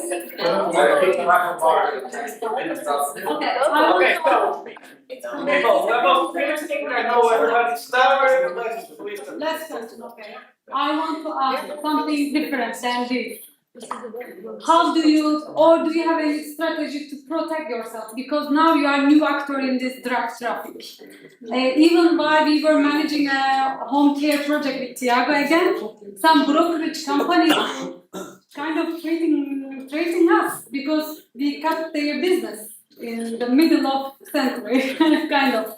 So you are a new actor in this drug traffic. So do you have any strategy to protect yourself? You are threat for the narco cartel business. Mafia, anyone. So on a small scale. This normal. I have a certain impression about this thing of spiking.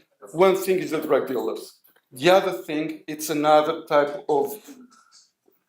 If I'm wrong, correct me, sorry. But here it's not a question of the drug dealer. It's a question of who gets the drug and is going to use it for that objective. But they are not playing very, very important role in this drug traffic. So this mafia will not like this project. No, or if you were... The guys are going to continue to buy it. No, but The question is protect who is drinking. Yeah. But I must be. You should also protect yourself. No, don't scare them. Don't scare them. No. It's not. I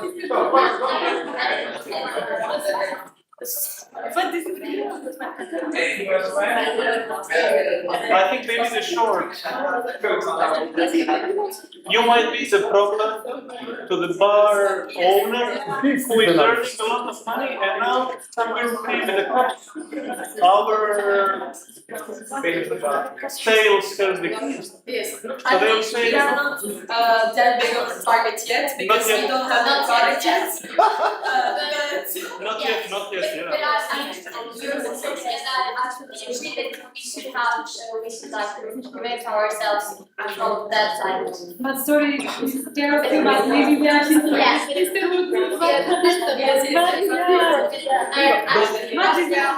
Here the solution is what? If in one bar, someone identifies in a glass something like this, a good application page with a big board in this bar disaster. And after that, no one is going to be in that bar for some time. And I assure you that the owner of the bar is going to change the thing. And also, if we have a bit of social action, plus a bit of policy, plus a bit of something else that we have for sure in the municipality, it's going to close a bit of things, like they did with the alcohol for undertaking.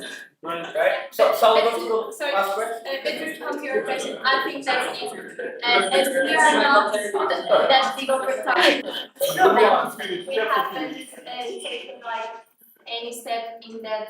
But you have this Yeah, potential to can be anything. And on the side of project manager part, I also realized you use like recycled plastic for a sustainable con. These are very good points. I forgot. Even you solve these and fix your project, so you have really good potential. You can do much more. short-term idea. But for instance, I know one thing that they told me they have some difficulties because, for instance, the process of testing the products, being certified, it's expensive. They have beautiful young girls, they have 5 of them. They need some help. They need invest. And support too. here. I think so. I have like a statement and then also questions. Sorry. Hey, sorry. Okay. Like, you're talking about like how to not contaminate your actual drink with the testing strips. I know that like in a lot of places that like offer like harm reduction packets to test if there's like fentanyl and stuff in drugs that people are using, they just say to use the like little foil, like paper foil packets that come in, which obviously like it'd have to be coated, which may not be good because you're making the strips biodegradable, but that could always be an option if it's something you haven't considered yet.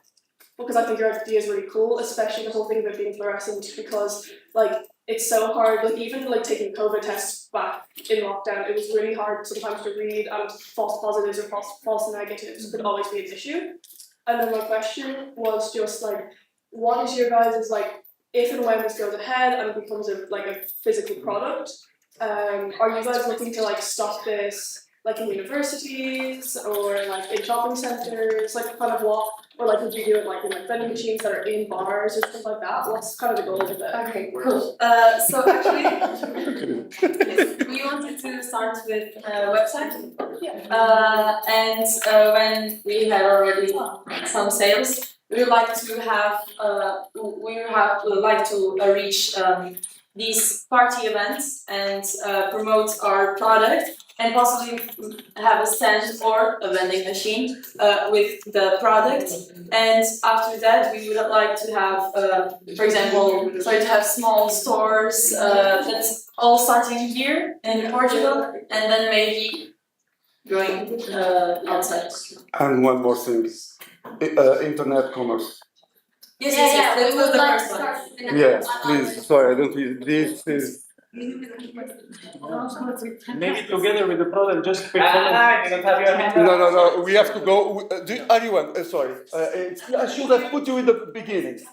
Put you in because we have to go eat, drink. Last one. Yeah.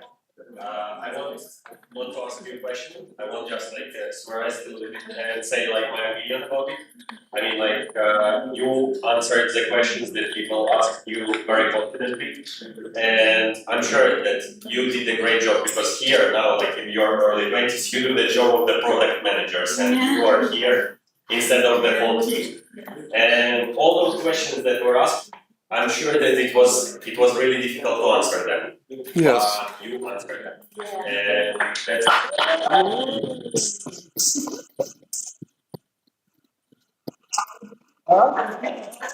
Para comer. An amazing way to end, I would say. Espera aí, cala. Just a second. The thing about like this project, it's like a prototype, it's MVP. I mean, like minimal value product, and all those questions that were addressed to this project. I mean, maybe they are addressed not on this stage of development of this product, because sometimes only when you produce it, when it's like material, physical one, only in that case, like you can face some problems and some questions that were asked just like now. So it's just like for your future development of this project. But I want to say thank you, and I want to say that it was really great.